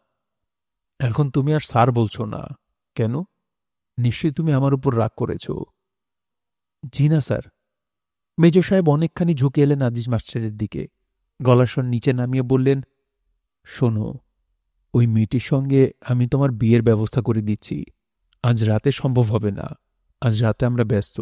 কাল ভোরে। কি, তুমি খুশি তো? আজিজ মাস্টার তাকিয়ে রইল। কি, কথা বলছো না কেন? বলো শুক্রিয়া। শুক্রিয়া। আমি কথার খেলাপ করি না। যা বলেছি তা করব। এখন তুমি আমাকে কয়েকটা প্রশ্নের জবাব দাও। মেজর সাহেব সিগারেটের প্যাকেট বাড়িয়ে দিলেন। নিজে একটি ধরালেন। তার চোখে এখন আর হাসি ঝিকমিক করছে না। তোমাদের এই জংলা মাঠে কি আছে? কিছু নাই, জঙ্গল। আমরা জানি ইস্ট বেঙ্গল রেজিমেন্টের বেশ কিছু জওয়ান এবং কয়েকজন অফিসার এখানে লুকিয়ে আছে। আজিজ মাস্টারের চোখ বড় বড় হয়ে গেল। ওরা আমাদের দুজন অফিসারকেও নিয়ে গেছে। একজন হচ্ছে আমার বন্ধু মেজর বখতিয়ার, ফুটবল প্লেয়ার। আমি কিছু জানি না স্যার। কিছুই জানো না? জি না স্যার। আমি যতদূর জানি এই গ্রাম থেকেই তো ওদের খাবার যাচ্ছে। আমি স্যার কিছুই জানি না। আমি ভাবছিলাম জানো। জানি না স্যার। মেজর সাহেব চোখ বন্ধ করে সিগারেট টানতে লাগলেন। প্রচণ্ড প্রস্রাবের বেগ হয়েছে আজিজ মাস্টারের। সে ভয়ে ভয়ে বলল, স্যার, আমি যাই? মেজর সাহেব চোখ না খুলেই বললেন, সেটা কি ঠিক হবে? আমরা ওদের ধরতে এসেছি। এখন তোমাকে যেতে দিলে খবরটা ওদের কাছে পৌঁছে যেতে পারে, পারে না? আজিজ মাস্টার ঢুক গিলল। তুমি ওই ঘরে আজ রাতটা কাটাও। আমরা অপারেশন শুরু করব বিকেলের দিকে। আরেকটি বড় কোম্পানি আসবে আমাকে সাহায্য করতে। ওদের জন্য অপেক্ষা করছি। আজিজ মাস্টারের হাঁপানির টান উঠে গেল। টেনে টেনে শ্বাস নিতে লাগল। মেজর সাহেব হালকা গলায় বললেন, তোমাকে অনেক গোপন খবর দিয়ে দিলাম, তবে অসুবিধা নেই। তুমি বন্ধু মানুষ। যাও, ওই ঘরে চলে যাও। স্যার, আমি কিছুই জানি না। জানো না সে তো আগেই বলেছ। সবাই কি আর সবকিছু জানে? জানে না। যাও, ওই ঘরে গিয়ে বসে থাকো। রোদ থেকে এসেছে বলেই কিনা কে জানে, এত পরিচিত ঘরও আজিজ মাস্টারের কাছে অচেনা লাগতে লাগল। অথচ এটা টিচার্স রুম। আজিজ মাস্টার রোজ এখানে বসে। আজিজ মাস্টার অবাক হয়ে দেখল, একটা চেয়ারে ইমাম সাহেব জড়সড় হয়ে বসে আছেন। ইমাম সাহেবের নাক মুখ ফুলে গেছে। নিচের ঠোঁটটি কেটে গেছে। তার সাদা পাঞ্জাবিতে রক্তের ছোপ। কাটা ঠোঁট দিয়ে হলুদ রঙের রস বেরোচ্ছে। আজিজ মাস্টার দীর্ঘ সময় তার দিকে তাকিয়ে রইল এবং নিজের অজান্তেই একসময় তার প্রস্রাব হয়ে গেল। ইমাম সাহেব তাকিয়ে দেখলেন মেঝেতে প্রস্রাব গড়াচ্ছে। তার কোনো ভাবান্তর হল না। দিনের বেলা মীর আলীর কাজ হচ্ছে পরিবানুকে কোলে নিয়ে বারান্দায় বসে থাকা। পরিবানুর বয়স ৩। দাদাকে সে খুব পছন্দ করে। মীর আলীও জগতের অনেক জটিল বিষয় নিয়ে তার সঙ্গে কথা বলে। মীর আলীর কথা বলার ভঙ্গি দেখে মনে হওয়া অস্বাভাবিক নয় যে সে পরিবানুর মতামতের যথেষ্ট গুরুত্ব দেয়। আজ ভোরবেলায়ও সে নাতনিকে কোলে নিয়ে মুড়ি খেতে বসেছিল। দাঁত না থাকায় মুড়ি চিবোতে পারে না। একগাল মুড়ি নিয়ে তাকে অনেকক্ষণ বসে থাকতে হয়। ঘরে আম আছে। একটা পাকা আমের রস মুড়ির বাটিতে ঢেলে দিলেই সমস্যার সমাধান হয়। অনুফা সেটা করবে না। বৌদি বাড়িতে না থাকলে সে শ্বশুরের খাওয়া দাওয়ার দিকে তেমন নজর দেয় না। আজ তার চা খেতে ইচ্ছে হচ্ছে। ঘরে চায়ের পাতা আছে, গুড় আছে। বৌদি এনে রেখেছে। তার বাবার জন্য এনেছে। তিনি নিজের কানে শুনেছেন বৌদি বলছে, বাজানরে মাঝে মধ্যে দিও, বুড়া মানুষ, চায় কাশির আরাম হয়। মীর আলী প্রতিদিন ভোরেই বেশ সাড়ম্বরে খানিক্ষণ কাশে, যাতে অনুফার চায়ের কথাটা মনে পড়ে। বেশিরভাগ দিনই তার মনে পড়ে না, আজও হয়তো পড়বে না। তবু সে কাশতে লাগল। কাশতে কাশতেই পরিবানুকে বলল, চা হইল সর্দি কাশির বড় ওষুধ, বুঝছস পরি? পরি উত্তর দিল না। বড় জামবাটির এক বাটি চা যদি সকালে খায় কেউ, তা হইলে সর্দি কাশি বাত সব যায়। চাটা খুব বড় ওষুধ। মীর আলীর জন্যে আজ দিনটি সম্ভবত শুভ, কারণ অনুফা তাকে এক বাটি চা এনে দিল। সে চায়ে তেজপাতা দেওয়ায় বেশ সুন্দর একটা গন্ধ। অভিভূত হয়ে পড়ল মীর আলী। মিষ্টি হইছে কিনা দেখেন। হইছে গো বেটি, হইছে, জবর বালা হইছে। অনুফাকে দু একটা সুন্দর সুন্দর কথা বলতে ইচ্ছে করছে, কিন্তু কি বললে সে খুশি হয় তা মীর আলীর জানা নেই। মুড়ি চায়ের মধ্যে ভিজায় চামচ দিয়া খান, চামচ দিতাছি। মীর আলী অনুফার প্রতি বড় মমতা বোধ করল। সংসারের আয় উন্নতি যা হচ্ছে এই মেয়েটির কারণেই হচ্ছে। ঘরে এখন চামচ আছে, নতুন সাইকেল আছে। গত বছর বৌদি তাকে লেপ বানিয়ে দিয়েছে। বলতে গেলে গত শীত কোন দিকে গিয়েছে বুঝতেই পারা যায়নি। অথচ বৌদিকে বিয়ে করানোর আগে কি হাল ছিল সংসারের। সব ভাগ্য, এক একজনের এক এক রকম ভাগ্য। অনুফা এ সংসারে ভাগ্য নিয়ে এসেছে। মীর আলী ভাবতে চেষ্টা করল, অনুফা এ বাড়িতে আসার পর তারা কি কখনো একবেলা না খেয়ে থেকেছে? না, নীলগঞ্জের এরকম ভাগ্য কয়জনের আছে? অথচ কত ঝামেলা বৌদির বিয়েতে। শেষ মুহূর্তে বিয়ে ভেঙে যাওয়ার অবস্থা। বৌদির মামা বলল, এই মেয়ের মা নাই, জামাইয়ের কোনো আদর হইত না। কথা খুবই সত্য, কিন্তু বিয়ের কথা ঠিকঠাক হবার পর বিয়ে ভেঙে দেওয়াটা ঠিক না। মনে খুঁতখুতানি নিয়ে সে ছেলে নিয়ে গেল। কি ঝড় বিয়ের রাত্রে, লণ্ডভণ্ড অবস্থা। দুপুররাতে ছেলে বউ নিয়ে বাড়ি ফিরে দেখল ঝড়ে গ্রামে কারোর কোনো ক্ষতি হয়নি, শুধু তার ঘরটি পড়ে গেছে। কি অলক্ষণ! দাদা, চা দাও। পুলাপান মাইনষের চা খাওন নাই। চা দাও দাদা। মীর আলী হাঁক দিল। বৌমা, আর এক বাটি দাও। এই সময় এক ঝাঁক গুলি হল। হালকা মেশিন গানের কানে তালা ধরানো ক্যাটক্যাট শব্দ। পরিবানু আকাশ ফাটিয়ে কাঁদতে লাগল। মীর আলী উঠে দাঁড়াতে গিয়ে চায়ের বাটি উল্টে ফেলল পরিবানুর পায়ে। নীলগঞ্জ গ্রামে ছোটাছুটি শুরু হয়ে গেল। দ্বিতীয় একটা সৈন্যদল এসে ঢুকল। তারা ঢুকল মার্চ করে, গর্বিত ভঙ্গিতে। তাদের সঙ্গে আছে ৪০ জন রাজাকারের একটি দল। তালে তালে পা ফেলবার একটা প্রাণান্ত চেষ্টা করছে তারা। দলটি অনেক দূর থেকে আসছে।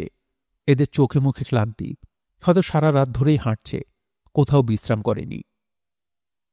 বদিউজ্জামান হন হন করে হাঁটছিল। হাঁটা না বলে একে দৌড়ানো বলাই ঠিক হবে। কয়েকদিন বৃষ্টি না হওয়ায় রাস্তাঘাট শুকনো, দ্রুত হাঁটতে কষ্ট হচ্ছে না। তার একমাত্র চেষ্টা কত তাড়াতাড়ি মধুবন বাজারে গিয়ে পৌঁছানো যায়। মাঝামাঝি পথে সে মত বদলাল, ফিরে চলল নীলগঞ্জের দিকে। যা হবার হোক, এই সময় বাড়ি ছেড়ে বের হওয়া ঠিক না। জংলা মাঠের কাছাকাছি আসতেই সে দ্বিতীয় মিলিটারি দলটিকে দেখতে পেল। ওরা আসছে উত্তর দিক থেকে। বদিউজ্জামান ঊর্ধ্বশ্বাসে ছুটল জংলা মাঠের দিকে। হুমড়ি খেয়ে পড়ল নিচু একটা গর্তে। সেখানে এক কোমর পানি। তাকে কেউ সম্ভবত দেখতে পায়নি। বদিউজ্জামান এক কোমর পানিতে ঘণ্টাখানেক বসে রইল। মিলিটারিদের এই সময়ের মধ্যে চলে যাওয়ার কথা, কিন্তু এরা যাচ্ছে না কেন? কিছুক্ষণ পর খুব কাছেই ওদের কথাবার্তা শোনা যেতে লাগল। এর মানে কি? বদিউজ্জামান মাথা উঁচু করে দেখতে চেষ্টা করল। চোখের ভুল কিনা কে জানে। তার মনে হল মিলিটারিরা জংলা মাঠ ঘিরে বসে আছে। বদিউজ্জামান গলা পর্যন্ত পানিতে ডুবিয়ে একটা মোর্তা ঝোপের আড়ালে মাথা ঢেকে রাখল। মাথার উপর ঝাঁ ঝাঁ করছে রোদ, কিন্তু পানি বেশ ঠান্ডা। বদিউজ্জামানের শীত করতে লাগল। কতক্ষণ বসে থাকতে হবে? গা কুটকুট করছে। সবুজ রঙের একটা গিরগিটি চোখ বড় বড় করে তাকে দেখছে। বদিউজ্জামান হাত ইশারা করে তাকে সরে যেতে বলল। রোদ বাড়ছে, ক্রমেই বাড়ছে। পচা গন্ধ আসছে পানি থেকে, পাট পচানোর গন্ধের মতো গন্ধ। গিরগিটিটা পায়ে পায়ে এগিয়ে আসছে। বদিউজ্জামান মৃদুস্বরে বলল, যা, হুশ। আর তখনই নীলগঞ্জের দিক থেকে ঝাঁকে ঝাঁকে গুলির শব্দ আসতে লাগল। কি ব্যাপার? জয়নাল মিয়া তার দলবল নিয়ে দীর্ঘ সময় ছাতিম গাছের নিচে অপেক্ষা করল। আজিজ মাস্টার ফিরে এলো না। কতক্ষণ এভাবে বসে থাকা যায়?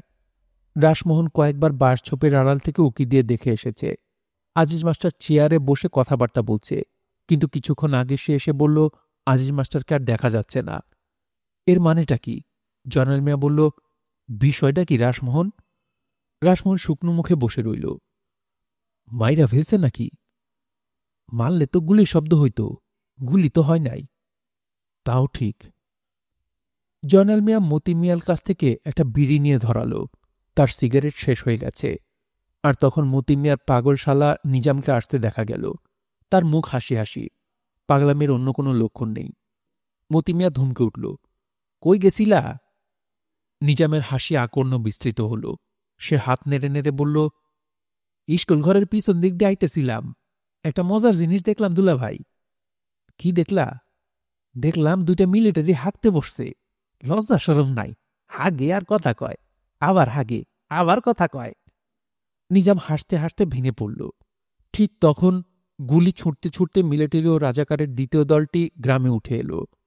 জয়নাল মিয়া ঊর্ধ্বশ্বাসে দৌড়ালো দক্ষিণ দিকে। বাকিরাও তাকে অনুসরণ করল। নিজাম শুধু মুখটি হাসি হাসি করে দাঁড়িয়ে রইল। সমস্ত ব্যাপারটিতে সে বড় মজা পাচ্ছে। ইমাম সাহেব একসময় বললেন, দোয়াই অনুষ্ঠা দমে দমে পড়েন মাস্টার সাহেব। আজিজ মাস্টার তাকালো তার দিকে।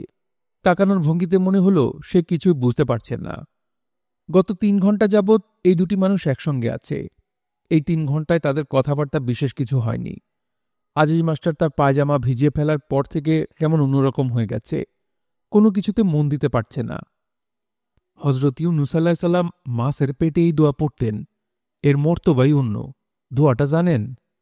আজিজ মাস্টার মাথা নাড়ল। সে জানে, কিন্তু ইমাম সাহেবের মনে হল সে কিছু পড়ছে টড়ছে না, বসে আছে নির্বোধের মতো। মাস্টার সাহেব। জি? আমাদের সামনে খুব বড় বিপদ। কেন? বুঝতে পারতেছেন না? না। এরা কি জন্যে আসছে সেটা বলেছে? তবু বুঝতে পারতেছেন না? না। ইমাম সাহেব চুপ করে গেলেন। আজিজ মাস্টার খোলা দরজার দিকে বাইরে তাকিয়ে রইল। এখান থেকে সৈন্যদলের একটা অংশ দেখা যায়। কয়েকজনকে দেখা যাচ্ছে কাগজের একটা বল বানিয়ে ছুঁড়ে ছুঁড়ে মারছে এবং ক্রমাগত হাসছে। কাগজের একটা বল ছুঁড়ে মারার মধ্যে এত আনন্দের কি আছে কে জানে। স্কুলঘরটি টিনের, রোদের টিন তেতে উঠেছে। ঘরের ভেতরে অসহ্য গরম। আজিজ মাস্টারের পানির তৃষ্ণা পেয়ে গেল। শুধু তৃষ্ণা নয়, ক্ষুধাও বোধ হচ্ছে। বেলা অনেক হয়েছে, ক্ষুধা হওয়ারই কথা। অন্য সময় এত দেরি হলে মালা খোঁজ নিত। মামা, ভাত বাড়ছে, আসেন বলেই সে চলে যেত না। দরজা ধরে এঁকে বেঁকে দাঁড়াত, যেন সঙ্গে করে নিয়ে যাবে। গতবার ময়মনসিংহ থেকে মালার জন্য একটা আয়না কিনেছিল আজিজ মাস্টার।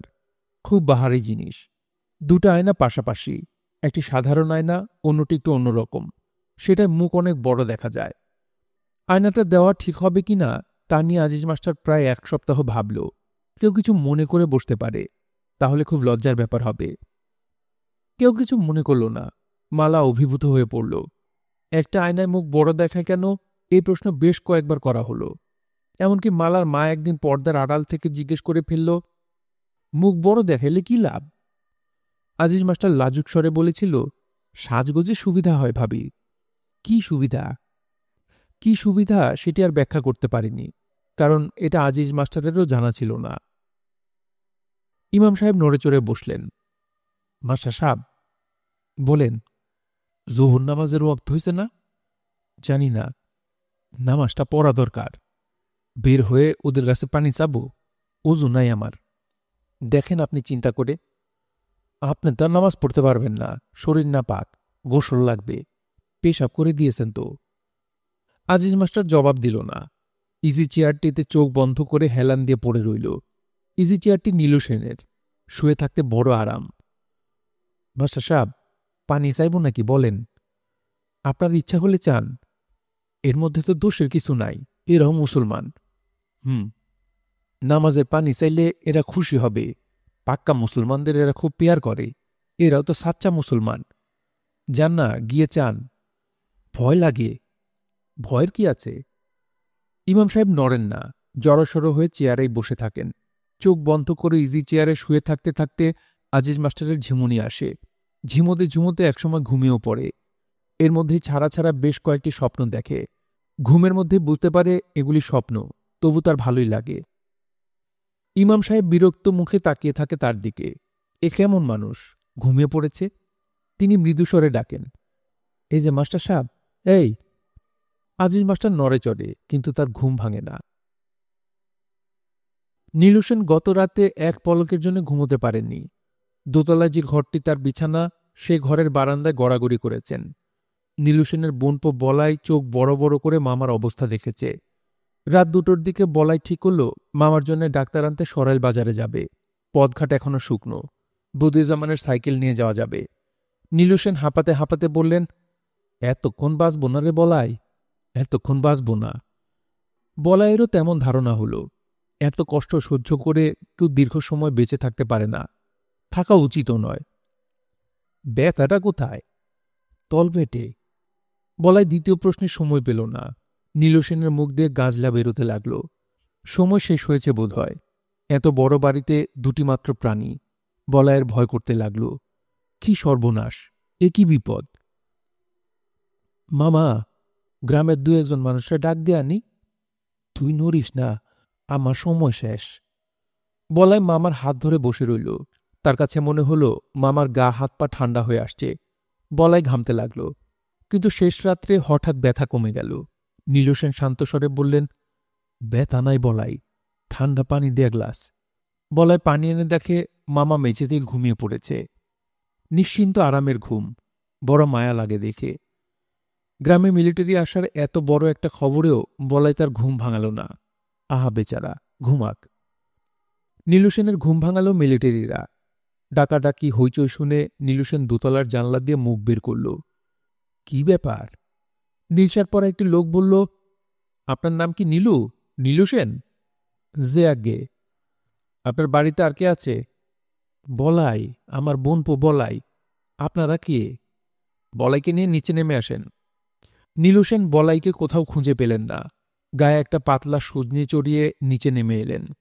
ভারী দরজা খুলতে সময় লাগল। বাইরে থেকে অসহিষ্ণু কণ্ঠে কে যেন বলল, এত সময় লাগছে কেন? নীলু সেন কিছুই বুঝতে পারছেন না। তার ঘুমের ঘোর বোধহয় ভালো মতো কাটেনি। তিনি দরজা খুলে বিনীত ভঙ্গিতে বললেন, আদাব। তার কথা শেষ হবার আগেই 5টি গুলির শব্দ হল। নীলু সেন কাত হয়ে পড়ে গেলেন দরজার পাশে। কোনো চিৎকার না, নিঃশব্দ মৃত্যু। নীল শার্ট পরা লোকটি ডাকল, বলাই, বলাই। বদিউজ্জামান মাথা নিচু করে কয়েক ঢোক পানি খেল। তৃষ্ণায় বুক ফেটে যাচ্ছে। তার মনে হলো পায়ে আর কোনো বোধশক্তি নেই। মাথা কেমন যেন করছে। গিরগিটি তাকিয়ে আছে তার দিকে।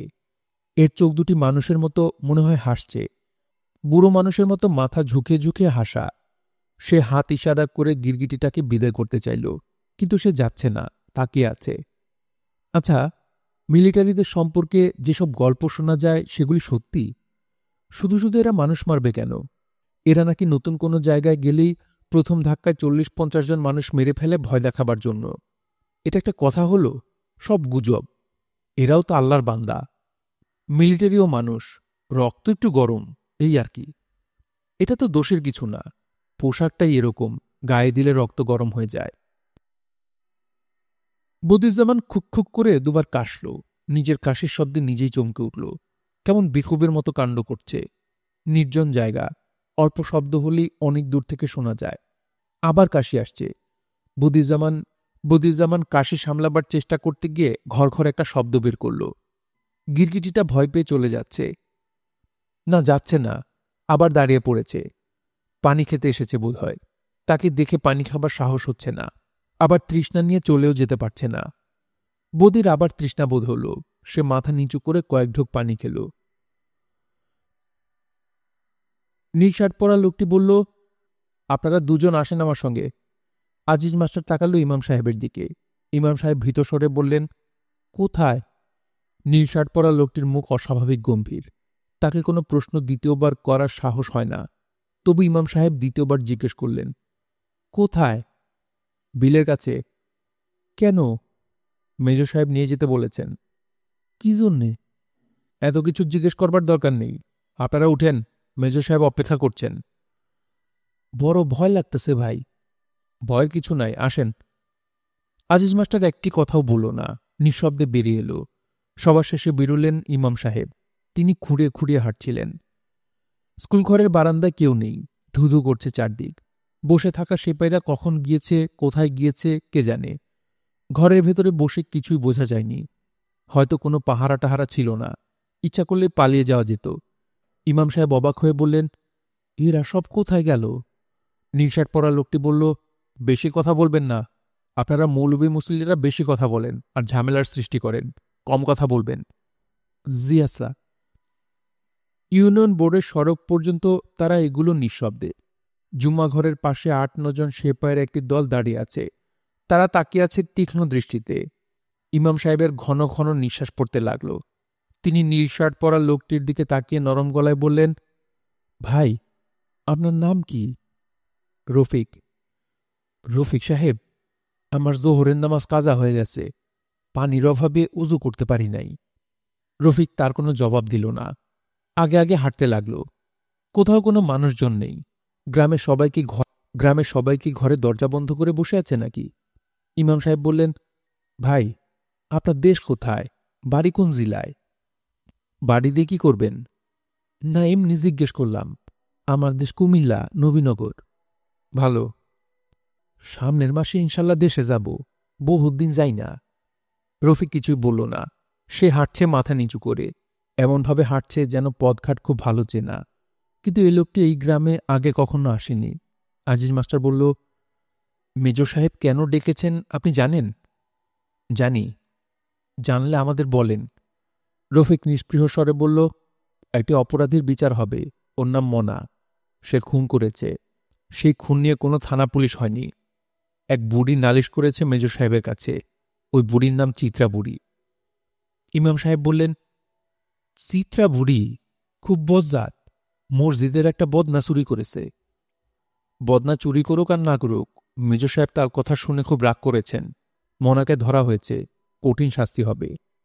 আজিজ মাস্টার ক্ষীণ স্বরে বলল, কি শাস্তি? মিলিটারিদের তার জেল হাজত নাই যে জেলে ঢুকিয়ে দেবে।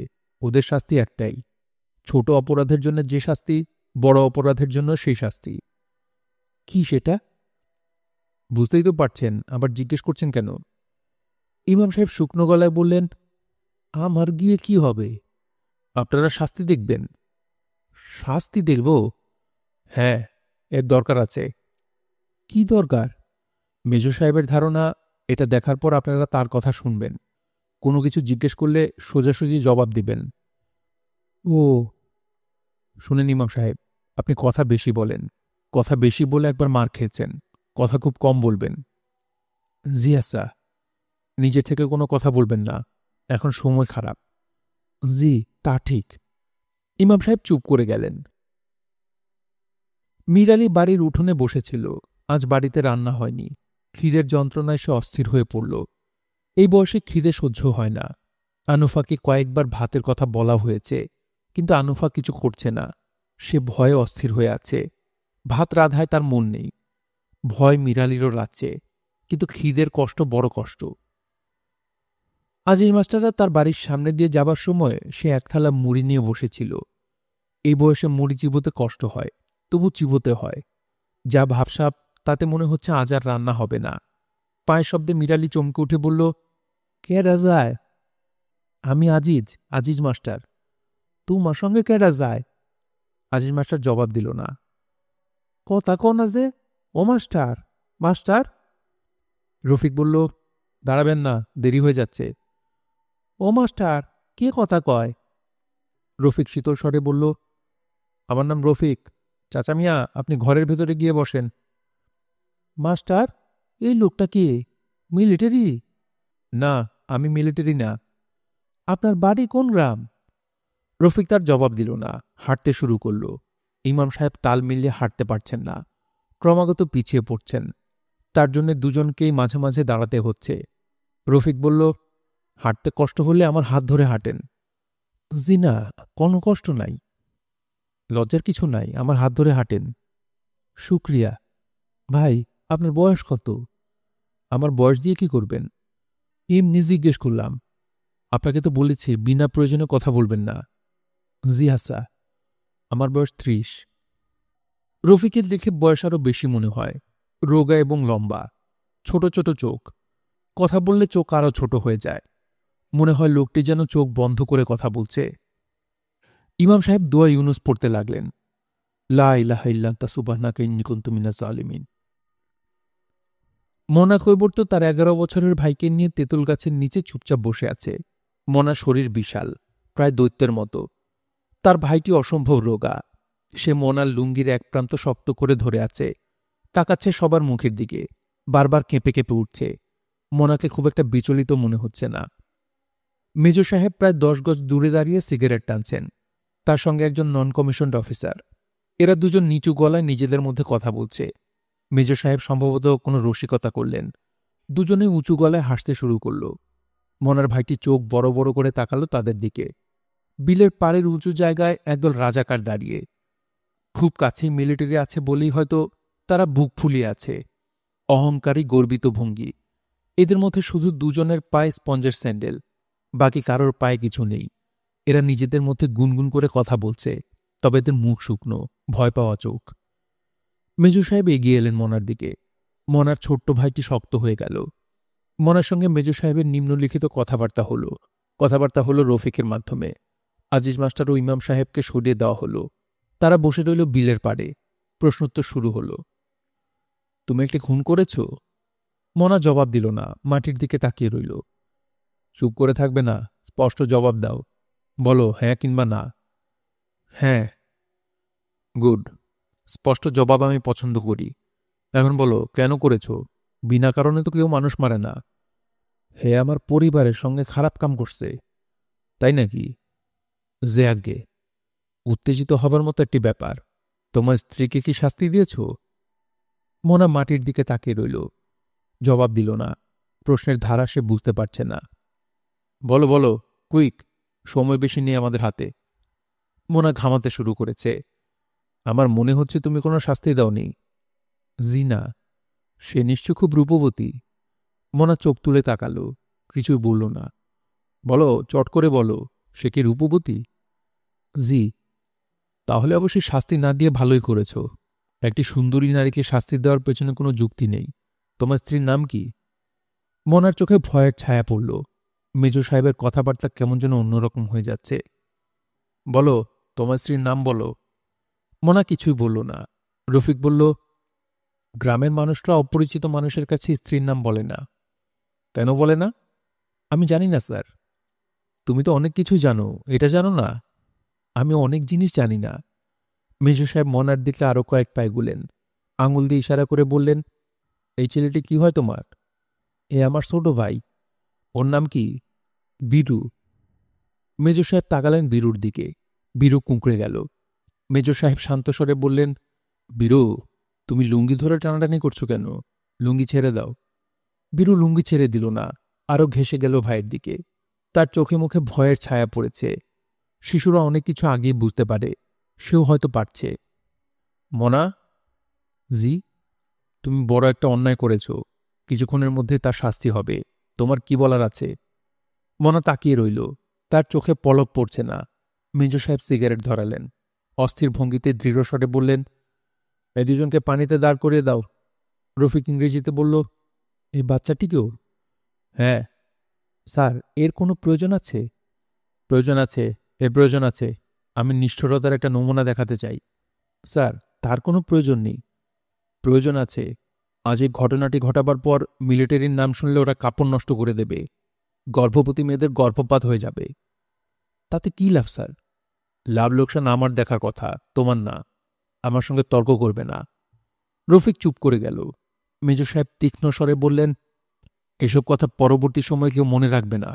অত্যাচারী রাজারা ইতিহাসে বীরশ্রেষ্ঠ হিসেবে সম্মানিত হন। আলেকজান্ডারের নৃশংসতার কথা কেউ কি জানে? সবাই জানে আলেকজান্ডার দি গ্রেট। রফিক কিছুই বলল না। মেজ সাহেব সহজ সুরে বললেন, যা করতে বলা হয়েছে করো। আর শোনো, ওই ইমাম এবং ওই মাস্টার, ওদের দুজনকে খুব কাছাকাছি কোথাও বসিয়ে দাও। আমি চাই যাতে ওরা খুব ভালোভাবে দৃশ্যটা দেখে। ঠিক আছে স্যার। বাই দ্য ওয়ে, আমি দেখলাম ওই ইমাম তোমার হাত ধরে ধরে আসছে। কি ব্যাপার? হাঁটতে পারছিল না। ঠিকই পারবে। দৃশ্যটি তাদের দেখতে দাও। তারপর ওদের হাঁটতে বললে হাঁটবে, দৌড়াতে বললে দৌড়াবে, লাফাতে বললে লাফাবে। ঠিক নয় কি? হয়তো ঠিক। হয়তো বলছো কেন? তোমার মনে সন্দেহ আছে? জি না স্যার। গুড। সন্দেহ থাকা উচিত নয়। রফিক। জি স্যার। তোমাকে সঙ্গে নিয়ে আমি বেরোব। গ্রামটি ভালোমতো ঘুরে দেখতে চাই। ঠিক আছে স্যার। মনে হয় দেখার মতো ইন্টারেস্টিং অনেক কিছুই আছে এই গ্রামে। কিছুই নেই স্যার, এটা একটা দরিদ্র গ্রাম। রাজাকাররা মনা আর তার ভাইটিকে ঠেলে পানিতে নামিয়ে দিল। বীরু তার ভাইয়ের কোমর জড়িয়ে ধরে আছে। সে কাঁপছে থরথর করে। মনা এক হাতে তার ভাইকে ধরে আছে। রাইফেল তাক করা মাত্র বীরু চিৎকার করতে লাগল, দাদা, বড় ভয় লাগে। ও দাদা, ভয় লাগে। মনা মৃদুস্বরে বলল, ভয় নাই, আমারে শক্ত করে ধর। বীরু প্রাণপণ শক্তিতে ভাইকে আঁকড়ে ধরল। ইমাম সাহেব গুলি হবার সময়টাতে চোখ বন্ধ করে ফেললেন এবং তার পরপরে মুখ ভর্তি করে বমি করলেন। আজিজ মাস্টার সমস্ত ব্যাপারটি চোখের সামনে ঘটতে দেখল। এক পলকের জন্য দৃষ্টি ফিরিয়ে নিল না। আলো মরে আসছে। আকাশে মেঘ জমতে শুরু করেছে। মেজো সাহেব আকাশের দিকে তাকিয়ে বললেন, কি রফিক, বৃষ্টি হবে? হতে পারে, এটা ঝড় বৃষ্টির সময়। তোমার দেশের এই ঝড় বৃষ্টিটা ভালোই লাগে। রফিক মৃদুস্বরে বলল, তোমার দেশ বললেন কেন? মেজো সাহেব তীক্ষ্ণ দৃষ্টিতে তাকালেন। কিছু একটা বলতে গিয়েও বললেন না। কোথাও কোনো শব্দ নেই, যেন গ্রামে কোনো জনমানুষ নেই। মেজো সাহেব হালকা গলায় বললেন, মানুষকে ভয় পাইয়ে দেবার একটা আলাদা আনন্দ আছে, আছে না? রফিক জবাব দিল না। মেজো সাহেব বললেন, মানুষের ইনস্টিংক্টের মধ্যে এটা আছে, অন্যকে পায়ের নিচে রাখার আকাঙ্ক্ষা। তোমার নেই? না। আছে, তোমারও আছে, সবার আছে, থাকতেই হবে। রফিক কিছু বলল না। তারা হাঁটছে পাশাপাশি। মেজো সাহেব কথা বলছেন বন্ধুর মতো। তার কথার ধরন দেখে মনে হয় রফিককে তিনি যথেষ্ট গুরুত্ব দেন। বদিউজ্জামানের বাড়ির সামনে দিয়ে যাবার সময় মীর আলী তীক্ষ্ণ কণ্ঠে বলল, কেরা যায়? জয়নাল মিয়া? মেজো সাহেব থমকে দাঁড়ালেন। রফিক বলল, লোকটা স্যার অন্ধ। মেজো সাহেবকে মনে হল এই খবরে বেশ উৎসাহিত বোধ করছেন। কে লোকটা? কথা বলে না? ক্যাডা গো? আমি রফিক। রফিকটা ক্যাডা? কোন বাড়ির?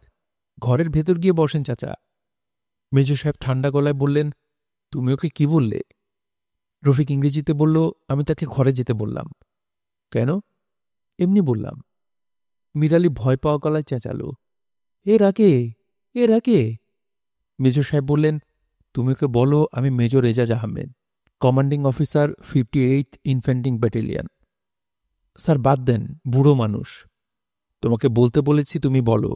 যাও, কাছে গিয়ে বলো। রফিক এগিয়ে গেল। মেজর সাহেব তাকিয়ে রইলেন তীক্ষ্ণ দৃষ্টিতে। তিনি কি বুড়োর চোখে মুখে কোনো পরিবর্তন দেখতে চাচ্ছিলেন? কোনো রকম পরিবর্তন অবশ্যই দেখা গেল না। রফিক ফিরে আসতে মেজর সাহেব বললেন, তুমি এই অন্ধ বুড়োকে বলো মেজর সাহেব আপনাকে সালাম জানাচ্ছেন। রফিক তাকিয়ে রইল। মেজর সাহেব বিরক্ত স্বরে বললেন, দাঁড়িয়ে আছো কেন? যাও। রফিক এগিয়ে গেল। বুড়ো মিরালি কিছুই বলল না, মাথা নিচু করে বসেই রইল। আকাশে মেঘ জমেছে, প্রচুর মেঘ। কালবৈশাখী হবে নিশ্চয়ই। তারা হাঁটছে নিঃশব্দে। রফিক একটি সিগারেট ধরিয়েছে। মেজর সাহেব তাকে মাঝে মাঝে লক্ষ্য করছেন। রফিক। জি স্যার। তুমি তো জানতে চাইলে না আমি ওকে সালাম জানালাম কেন? জানতে চাও না? রফিক কিছু বলল না। রসবা গ্রামে আমার যে বৃদ্ধ বাবা আছেন, তিনি অন্ধ। তিনিও বাড়ির উঠোনে এই বুড়োটির মতো বসে থাকেন। পায়ের শব্দ পেলেই এই বুড়োটির মতো বলেন, ইয়ে কন। পৃথিবীর সব জায়গার মানুষ আসলে একরকম। কথাটি কি তুমি বিশেষ কোনো কারণে বললে? না, কোনো বিশেষ কারণে বলিনি। রফিক, আমরা একটা যুদ্ধের মধ্যে জড়িয়ে পড়েছি। সার্ভাইভালের প্রশ্ন। এই সময় অন্যায় কিছু হবেই। উল্টোটা যদি হতো, ধরো বাঙালি সৈন্য আমার গ্রামে ঠিক আমাদের মতো অবস্থায় আছে, তখন তারা কি করত? বলো, কি করত তারা? যে অন্যায় আমরা করছি তারা সেগুলি করত না? না। না? কি বলছো তুমি? যুক্তি দিয়ে কথা বললো। রাগ, ঘৃণা, হিংসা আমাদের মধ্যে আছে, তোমাদের মধ্যেও আছে। রফিক হঠাৎ দাঁড়িয়ে পড়ল, হাত ইশারা করে বলল, এরা ডেড বডিটা এখনো সরায়নি। মেজো সাহেব দেখলেন দরজার পাশে বুড়ো মতো একটি লোক কাত হয়ে পড়ে আছে। নীল রঙের বড় বড় মাছি ভনভন করে উঠছে চারদিকে। স্যার, এই লোকটির নাম নীলু সেন। এর কি কোনো আত্মীয় স্বজন নেই? এভাবে ফেলে রেখেছে কেন? রফিক গলা উঁচিয়ে ডাকল, বলাই, বলাই। কোনো সাড়া পাওয়া গেল না। কাকে ডাকছিলে? বলাইকে? ওর ছেলে কিংবা এরকম কিছু? ওরা দুজনে বাড়িতে থাকে। এত বড় একটা বাড়িতে দুটি মাত্র প্রাণী থাকে? এখন থাকে একটি। রফিক, জি স্যার। আমার মনে হয় তুমি সূক্ষ্মভাবে আমাকে কিছু বলবার চেষ্টা করছো। স্যার, আমি কিছুই বলবার চেষ্টা করছি না। এখন যা বলার তা আপনি বলবেন, আমি শুধু শুনব। এর মানে কি? কোনো মানে নেই স্যার। আপনি এত মানে খুঁজছেন কেন? দুজন আবার হাঁটতে শুরু করল। কালী মন্দিরের সামনে মেজো সাহেব থামলেন। কালী মূর্তি তিনি এর আগে দেখেননি। একটিমাত্র দরজা খোলা, পরিষ্কার কিছু দেখা যাচ্ছে না। মেজো সাহেব ঘরের ভেতরে ঢুকে দেখতে চাইলেন। রফিক বলল, স্যার, ঝড় হওয়ার সম্ভাবনা, আমাদের তাড়াতাড়ি ফেরা উচিত। তোমাদের কালী মূর্তি দেখে যাই। তোমাদের বলা ঠিক নয় স্যার, আমি মুসলমান। তোমরা মাত্র 25 ভাগ মুসলমান, বাকি 75 ভাগ হিন্দু। তুমি মন্দিরে ঢুকে মূর্তিকে প্রণাম করলেও আমি কিছুমাত্র অবাক হব না। রফিক কোনো জবাব দিল না। মেজো সাহেব দীর্ঘ সময় ধরে আগ্রহ নিয়ে মূর্তি দেখলেন। হাসি মুখে বললেন, 4টি হাতে এই মহিলাটিকে মাকড়সার মতো লাগছে, লাগছে না? আমার কাছে লাগছে না। আমরা ছোটবেলা থেকে মূর্তিগুলি এরকম দেখে আসছি। আমার কাছে এটাকে স্বাভাবিক মনে হয়। মেজো সাহেব একটা সিগারেট ধরালেন। তারপর অত্যন্ত ঠান্ডা গলায় বললেন, রফিক। জি স্যার। এই মূর্তিটির পেছনে একজন কেউ লুকিয়ে আছে। রফিক চুপ করে রইল। তুমি সেটা আমার আগেই বুঝতে পেরেছ, পারোনি? রফিক জবাব দিল না। বুঝতে পেরেও আমাকে কিছু বলনি। রফিক ক্লান্ত স্বরে ডাকল, বলাই, বলাই। মূর্তির পেছনে কিছু একটা নড়ে উঠল। তুমি কি করে বুঝলে ও বলাই? আমি অনুমান করছি। মন্দিরে আশ্রয় নিয়েছে, তাই অনুমান করছি। বলাই নাও হতে পারে, হয়তো অন্য কেউ, হয়তো কানাই। মন্দিরে আশ্রয় নিয়ে সে কি ভাবছে, মা কালী ওকে রক্ষা করবেন? ভাবাই তো স্বাভাবিক। অনেক মুসলমান এরকম অবস্থায় মসজিদে আশ্রয় নেয়, ভাবে আল্লাহ তাদের রক্ষা করবেন। মেজো সাহেবের দৃষ্টি তীক্ষ্ণ হল। রফিক নির্বিকার ভঙ্গিতে বলল, অনেক জায়গায় মসজিদ থেকে টেনে বের করে ওদের মারা হয়েছে, আল্লাহ তাদের রক্ষা করতে পারেননি। তুমি কি বলতে চাচ্ছ? আপনি যদি বলাইকে মারতে চান, কালী মূর্তি ওকে রক্ষা করতে পারবে না, এটাই বলতে চাচ্ছি, এর বেশি কিছু না। ওকে বের হয়ে আসতে বলো। রফিক ডাকল, বলাই, বলাই। বলাই জবাব দিল না। একটা মৃদু ফোঁপানির শব্দ শোনা গেল। প্রায় সঙ্গে সঙ্গেই ঝড় শুরু হল, প্রচণ্ড ঝড়। মেজো সাহেব মন্দিরের ভেতর থেকে বারান্দায় এসে দাঁড়ালেন। হুম হুম শব্দ উঠছে। দেখতে দেখতে আবহাওয়া রুদ্রমূর্তি ধারণ করল। মন্দির সংলগ্ন বাঁশঝাড়ে ভয় ধরানো শব্দ হতে লাগল। রফিক এসে দাঁড়াল মেজো সাহেবের পাশে। মেজো সাহেব মৃদু কণ্ঠে বললেন, বিউটিফুল। কালীমূর্তির পেছনে উবু হয়ে বসে থাকা বলাইয়ের কথা তার মনেই রইল না। ঝড়ের সঙ্গে সঙ্গে ফোঁটা ফোঁটা বৃষ্টি পড়তে শুরু করেছে। মেজো সাহেব দ্বিতীয়বার বললেন, বিউটিফুল। সামনে খোলা মাঠ, অনেক দূর পর্যন্ত দেখা যাচ্ছে। মাঠে ধুলি ও শুকনো পাতার ঘূর্ণির মতো উঠেছে। এর মধ্যে খালি গায়ে একজনকে ছুটে যেতে দেখা গেল। তার ভাব দেখে মনে হচ্ছে সে মহা উল্লসিত। মেজো সাহেব বললেন, লোকটিকে দেখতে পাচ্ছ? রফিক নিস্পৃহ স্বরে বলল, ও নিজাম, নিজাম পাগল। আমাদের সব গ্রামে একটি পাগল থাকে। এই গ্রামের সবাইকে কি তুমি এর মধ্যেই চিনে ফেলেছ? না, কয়েকজনকে চিনি, সবাইকে না। ওই পাগলটা কি জংলা মাঠের দিকে যাচ্ছে না? মনে হয় যাচ্ছে। পাগলরা বন জঙ্গল খুব পছন্দ করে। মানুষের চেয়ে গাছকে তারা বড় বন্ধু মনে করে। রফিক, জি স্যার। তোমার পড়াশোনা কদ্দূর? পাস কোর্সে বিএ পাশ করেছি। মাঝে মাঝে তুমি ফিলোসোফারদের মতো কথা বলো। পরিবেশের জন্য এরকম মনে হয়। বিশেষ বিশেষ পরিবেশে সাধারণ কথা খুব অসাধারণ মনে হয়। তা ঠিক। মেজো সাহেব মাঠের দিকে তাকিয়ে রইলেন। ঝড়ের চাপ ক্রমেই বাড়ছে। মন্দিরের একটা জানলা খুলে গিয়েছে। খটখট শব্দে কানে তালা লেগে যাবার জোগাড়। রফিক বলল, স্যার কি ভেতরে গিয়ে বসবেন? না। পাগল নিজাম সত্যি সত্যি কি বনের ভেতর ঢুকেছে? মেজো সাহেব তাকিয়ে আছেন তীক্ষ্ণ দৃষ্টিতে। তাকে অত্যন্ত চিন্তিত মনে হচ্ছে, কপালে ভাঁজ পড়েছে। রফিক। জি স্যার। জর্জ বার্নার্ডশো মিলিটারি অফিসার সম্পর্কে কি বলেছেন জানো? জানি না স্যার।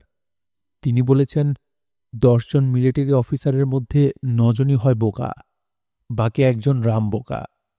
জর্জ বার্নার্ডশোর রচনা আমাদের সিলেবাসে ছিল না, আমি তার কোনো লেখা পড়িনি। লোকটি রসিক, তবে তার কথা ঠিক নয়। মাঝে মাঝে মিলিটারি অফিসারদের মধ্যেও বুদ্ধিমান লোক থাকে, যেমন আমি, ঠিক না? জি স্যার। আমার কেন জানি মনে হচ্ছে তুমি যাকে পাগল বলছো সে পাগল নয়, সে জংলা মাঠে যাচ্ছে খবর দিতে। নিজাম আলী পাগল, ওর সঙ্গে আমার কথা হয়েছে। কি কথা হয়েছে? পাগলদের সঙ্গে যেরকম কথা হয় সেরকম, বিশেষ কিছু না। বুঝলে কি করেও পাগল? ও মিলিটারি আসা অত্যন্ত খুশি হয়েছে, এর থেকে বুঝেছি। তুমি বলতে চাও মিলিটারি আসাটা কোনো আনন্দের ব্যাপার নয়? জি না স্যার। মেজর সাহেব ভ্রু কুঞ্চিত করে দূরের বনের দিকে তাকালেন, তারপর বললেন, চলো যাই। কোথায়? স্কুলে ফিরে যাই। এই ঝড়ের মধ্যে? হ্যাঁ। মেজর সাহেব মন্দিরের চাতাল থেকে নেমে পড়লেন। ঝড়ে উড়িয়ে নিতে চাচ্ছে, কিন্তু তিনি হাঁটছেন স্বাভাবিকভাবেই। সাপের শীষের মতো শীষ দিচ্ছে বাতাস। জুমাঘরের কাছাকাছি আসতেই মুষলধারে বৃষ্টি শুরু হল। মেজর এজাজ আহমেদ সেই বৃষ্টি গ্রাহ্যই করলেন না, নিজের মনে গুনগুন করতে লাগলেন। কিংস্টন ট্রয়ের একটি গান, যার সঙ্গে বর্তমান পরিবেশ সমস্যার কোনো সম্পর্ক নেই। Pretty girls are everywhere, and when you call me I will be there. Major সাহেবের গলা খুব সুন্দর। ঝড় স্থায়ী হল আধা ঘন্টার মতো। ঝড়ে গ্রামের কারোর তেমন কোনো ক্ষতি হল না, শুধু বদিউজ্জামানের নতুন টিনের বাড়িটার ছাদ উড়ে গেল। মিরালি আতঙ্কে অস্থির হয়ে চেঁচাতে লাগল। অনুভব কি করবে ভেবে পেল না। তাদের বাড়ি গ্রামের বাইরে, ছুটে গ্রামে যাওয়ার কোনো প্রশ্নই ওঠে না। গোয়ালঘরটি এখনও টিকে আছে, সেখানে যাওয়া যায়, কিন্তু বাতাসের বেগ এখনও কমেনি। সেই নড়বড়ে চালা কখন মাথার উপর পড়ে তার ঠিক কি। সে পরিবাণুকে কোলে নিয়ে তার শ্বশুরের হাত ধরে দাঁড়িয়ে রইল। মিরালি ভাঙা গলায় চেঁচাতে লাগল, বদি, বদি রে, ও বদিউজ্জামান। বদিউজ্জামানের চোখ জবা ফুলের মতো লাল। এখন আর তার আগের মতো কষ্টবোধ হচ্ছে না। পানিতে দাঁড়িয়ে থাকতে তার ভালোই লাগছে। ঝড় বৃষ্টির সময় সে নিজের মনে খানিক্ষণ হেসেছে। কেন হেসেছে সে জানে না, কোনো কারণ ছাড়াই হাসি এসেছে। বদিউজ্জামানের ভয়ও কমে এসেছে। কিছুক্ষণ আগে একটি শেয়াল এসে তার দিকে তাকিয়েছিল। সে বেশ শব্দ করেই বলেছে, যা যা। এই শিয়ালটি আবার এসেছে, মাথা ঘুরিয়ে ঘুরিয়ে তাকে দেখছে। অন্ধকার হয়ে আসছে। টকটকে লাল চোখ নিয়ে বদিউজ্জামান তাকিয়ে আছে শিয়ালটির দিকে। তার ভালোই লাগছে। গিরগিটিটি দুপুরের পর থেকেই নেই। বদিউজ্জামানের খুব নিঃসঙ্গ লাগছিল, এখন আর লাগছে না।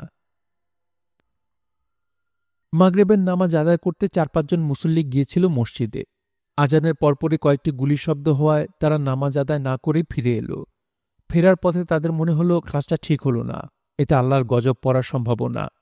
তারা আবার মসজিদে ফিরে গেল, নামাজ পড়ল। মসজিদ থেকে বেরোবার সময় দেখল রাস্তায় মিলিটারি। তারা আবার মসজিদে ফিরে গেল। রাত কাটল সেখানেই। সন্ধ্যার পর গ্রামের কোথাও কোনো বাতি জ্বলল না। চারদিক অন্ধকারে সবাই বসে রইল, কোনো সারা শব্দ নেই। শুধু কৈবর্ত পাড়ায় কেউ যেন সুর করে কাঁদছে। সে সুরেলা কান্না ভেসে আসছে অনেক দূর পর্যন্ত। চিত্রাবুড়ি বসে আছে কৈবর্ত পাড়ায়, তাকে কেউ কিছু বলছে না। চিত্রাবুড়িও কাঁদছে, হাউমাউ করে কান্না। বলাই কোনোখানেই বেশিক্ষণ থাকতে পারছে না। সারাক্ষণে তার মনে হচ্ছিল এই বুঝি তাকে ধরতে আসছে। সে অল্প কিছু সময়ের মধ্যেই বেশ কয়েকবার জায়গা বদল করল। বেশি দূর কখনো গেল না। সেনবাড়ি, সেনবাড়ির মন্দির, এর মধ্যেই তার ঘোরাফেরা। সন্ধ্যা মেলাবার পর সে চিলে কোঠার লোহার সিঁড়ি বেয়ে ছাদে উঠে গেল। ছাদে আধ হাতের মতো পানি জমে আছে। সে বসে রইল পানির মধ্যে। বেশ কিছুক্ষণ তার ভালোই কাটল। তারপরই তার মনে হতে লাগল লোহার সিঁড়িতে যেন শব্দ হচ্ছে। মিলিটারিরা উঠে আসছে, সিঁড়ি কাঁপছে। তারপর আবার সব চুপচাপ, কেউ আসেনি, মনের ভুল। বলাই নিঃশ্বাস স্বাভাবিক হয়ে গেল। আবার মনে হলো কেউ আসছে, সিঁড়ি কাঁপছে। বলাই দ্রুত নিঃশ্বাস নিতে থাকল। ঝড়ের সময় একজন মিলিটারি সুবাদার ও 3 জন রাজাকারের একটি দল ছুটতে ছুটতে শব্দরুল্লার চালাঘরে এসে উঠেছিল। শব্দরুল্লাহ বাড়িতে ছিল না। মেয়ে ছেলেদের গ্রাম থেকে দূরে সরিয়ে নেবার কোনো ব্যবস্থা করা যায় কিনা এ নিয়ে সে আলাপ করতে গিয়েছিল জয়নাল মিয়ার সঙ্গে। ওরা শব্দরুল্লার ঘরে ঢুকেই টর্চ টিপল। সেই টর্চের আলো পড়ল জড়সড় হয়ে বসে থাকা শব্দরুল্লার স্ত্রী ও তার ছোট বোনের মুখে। ছোট বোনটির বয়স 12। মিলিটারি সুবাদার মুক্ত কণ্ঠে বলল, এরকম সুন্দর মেয়ে সে কাশ্মীরেই শুধু দেখেছে, বাঙালিদের মধ্যে এরকম সুন্দর দেখেনি। সে খুবই সহজ ভঙ্গিতে এগিয়ে এসে 12 বছরের মেয়েটির বুকে হাত রাখল। ঝড়ের মধ্যে এই দু বোনের চিৎকার কেউ শুনতে পেল না। মেয়েদের গ্রামের বাইরে পাঠিয়ে দেবার ব্যাপারে জয়নাল মিয়ার অভিমত হল, এর কোনো দরকার নেই। হিন্দু মেয়েদের কিছুটা ভয় থাকলেও থাকতে পারে, কিন্তু মুসলমান মেয়েদের কোনো ভয় নাই। জয়নাল মিয়া এখন দৃঢ়স্বরে বলল, মুসলমানের শৈলে এরা হাত দেয় না। এই গ্রামে যে 3টা মানুষ মারা গেছে, এর মধ্যে মুসলমান কেউ আছে? তোমরা আছে? কথা খুবই সত্যি। জয়নাল মিয়া নিচু স্বরে বলল, মুসলমানের সঙ্গে ব্যবহারও খুব বালা। মীর আলী সাসারে মেজর সাহেব সালাম দিছে, বিশ্বাস না হইলে জিগাইয়াও। এ কথাটিও সত্যি। তবু মতি বলল, ঘরের মেয়ে ছেলে বড় অস্থির হইয়া পড়ছে। জয়নাল মিয়া দৃঢ়স্বরে বলল, রাত দুপুরে এইভাবে টানাটানি করার কোনো দরকার নাই। যাও, তোমরা বাড়িতে গিয়ে আল্লাহ খুদার নাম নাও, ফি আমানিল্লাহ, ভয়ের কিছু নাই। যে অল্প কজন এসেছিল তারা ঝড়ের মধ্যে চলে গেল। ঝড় থামবার পর জয়নাল মিয়ার কাছে খবর এলো মেজর সাহেব তার সঙ্গে দেখা করতে চান। সে যেন দেরি না করে। জয়নাল মিয়া ভীতস্বরে বলল, যাও, গিয়া বলল আমি আসতেছি। বাঙালি রাজাকারটি বিরক্ত মুখে বলল, আমার সাথে চলেন, সাথে যাইতে বলছে। শব্দরুল্লার বাড়ির সামনে এসে জয়নাল মিয়ার মনে হয় ভেতরের বাড়ির মেয়ে ছেলে কাঁদছে। শব্দরুল্লাহ উঠোনে বসে আছে। জয়নাল মিয়া জিজ্ঞেস করল, কি হয়েছে? শব্দরুল্লাহ জবাব দিল না। কান দেখে? শব্দরুল্লাহ সেই প্রশ্নেরও জবাব দিল না। সঙ্গের রাজাকারটি জয়নাল মিয়ার পিঠে ঠেলা দিয়ে বলল, তাড়াতাড়ি হাঁটেন। মেজর সাহেব একমগ কফি হাতে ঘরে ঢুকলেন। তার সমস্ত গা ভেজা, মাথায় টুপি নেই, ভেজা চুল বেয়ে ফোঁটা ফোঁটা পানি পড়ছে। আজিজ মাস্টার উঠে দাঁড়াল। ইমাম সাহেব বসেই রইলেন। তার উঠে দাঁড়াবার ক্ষমতা নেই। কিছু সময় পরপরই তার বমি হচ্ছে। ঘরময় বমির কুটো গন্ধ। রফিক একটি হারিকেন টেবিলের উপর রেখে চেয়ার এগিয়ে দিল মেজর সাহেবের দিকে। তিনি বসলেন, একটি পা রাখলেন চেয়ারে। গম্ভীর গলায় প্রশ্ন করতে শুরু করলেন। প্রশ্নগুলি ইমাম সাহেবের প্রতি। রফিককে প্রতিটি প্রশ্ন ও উত্তর ইংরেজি করে দিতে হচ্ছিল। প্রশ্নোত্তর পর্বের গতি হল শ্লথ। সেজন্য মেজর সাহেবের কোনো ধৈর্যচ্যুতি হল না। তারপর, ইমাম ভালো আছো? জি। আমি তো খবর পেলাম ভালো নেই, ক্রমাগত বমি হচ্ছে। জি হুজুর। শাস্তির দৃশ্যটা ভালো লাগেনি? ইমাম সাহেব জবাব দিলেন না। বমির বেগ সামলাবার চেষ্টা করতে লাগলেন। মেজর সাহেবের মুখে ক্ষীণ হাসি দেখা গেল। দৃশ্যটি কি খুব কঠিন ছিল? জি। তুমি নিজে নিশ্চয়ই গরু ছাগল জবাই করো না? জি করি। তখন খারাপ লাগে না? ইমাম সাহেব একটি ছোট্ট নিঃশ্বাস ফেললেন। মেজর সাহেব কফির মগে দীর্ঘ চুমুক দিয়ে জবাবের প্রতীক্ষা করতে লাগলেন। জবাব পাওয়া গেল না। ইমাম। জি স্যার। এখন আমাকে বলো, তোমাদের ওই জঙ্গলে মোট কতজন বাঙালি সৈন্য আছে? আমি জানি না স্যার। সঠিক সংখ্যাটি না বলতে পারলেও কোনো ক্ষতি নেই, অনুমান করে বলো। আমি জানি না স্যার। সৈন্য আছে কিনা সেটা বলো। স্যার, আমি জানি না। আচ্ছা বেশ, সৈন্য নেই এ কথাটি তোমার মুখ থেকে শুনি। স্যার, আমি জানি না, কিছুই জানি না স্যার। মেজর সাহেব কফির মগ নামিয়ে রাখলেন, সিগারেট ধরালেন। তার কপালের চামড়ায় সূক্ষ্ম ভাঁজ পড়ল। তুমি কখনো ওই বনে যাওনি? জি না স্যার, আমি ধর্মকর্ম নিয়ে থাকি। ধর্মকর্ম নিয়ে থাকো? জি স্যার। মসজিদের লোক হয়? হয় স্যার। সেখানে তুমি কি পাকিস্তানের জন্য দোয়া করো? ইমাম সাহেব চুপ করে গেলেন। মেজর সাহেবের কণ্ঠে অসহিষ্ণুতা ধরা পড়ল। খুতবার শেষে পাকিস্তানের জন্য কখনো দোয়া করনি? পৃথিবীর সব মুসলমানের জন্য দোয়া খায়ের করা হয় স্যার। তুমি আমার কথার জবাব দাও, পাকিস্তানের জন্য দোয়া করনি? জি না স্যার। বাংলাদেশের জন্য কখনো দোয়া করেছ? ইমাম সাহেব চুপ করে রইলেন। মেজর সাহেব হঠাৎ প্রচণ্ড একটা চর বসিয়ে দিলেন। ইমাম সাহেব চেয়ার থেকে উল্টে পড়ে গেলেন। রফিক তাকে উঠে বসালো। মেজর সাহেব ঠান্ডা স্বরে বললেন, ব্যথা লেগেছে? জি না। এতটুকু ব্যথা লাগেনি? জি না স্যার। আমার হাত এতটা কমজোরি তা জানা ছিল না। মেজর সাহেব হাতের সিগারেট ফেলে দিয়ে দ্বিতীয় চটটি দিলেন। ইমাম সাহেব গড়িয়ে নিচে পড়ে গেলেন। তার নাক দিয়ে রক্ত পড়তে শুরু করল। রফিক তাকে তুলতে গেল। মেজর সাহেব বললেন, ও নিজে নিজে উঠবে। ইমাম, উঠে বসো। ইমাম সাহেব উঠে বসলেন। এখন বলো, তুমি শেখ মুজিবুর রহমানের নাম শুনেছ? জি, শুনেছি। সে কে? ইমাম সাহেব চুপ করে রইলেন। সে কে তুমি জানো না? মেজর সাহেব এগিয়ে এসে তৃতীয় চটটি বসালেন। ইমাম সাহেব শব্দ করে দোয়া ইউনুস পড়তে লাগলেন। মেজর সাহেব তাকালেন আজিজ মাস্টারের দিকে। তারপর কবি, তুমি কেমন আছো? ভালো আছো? জি। তুমি শুনলাম বেশ শক্তই ছিলে, বমি টমি কিছু করনি। আজিজ মাস্টার জবাব দিল না। বাংলাদেশের ওপর কখনো কবিতা লিখেছ? জি না স্যার। কেন লেখনি কেন? আজিজ মাস্টার চুপ করে রইল।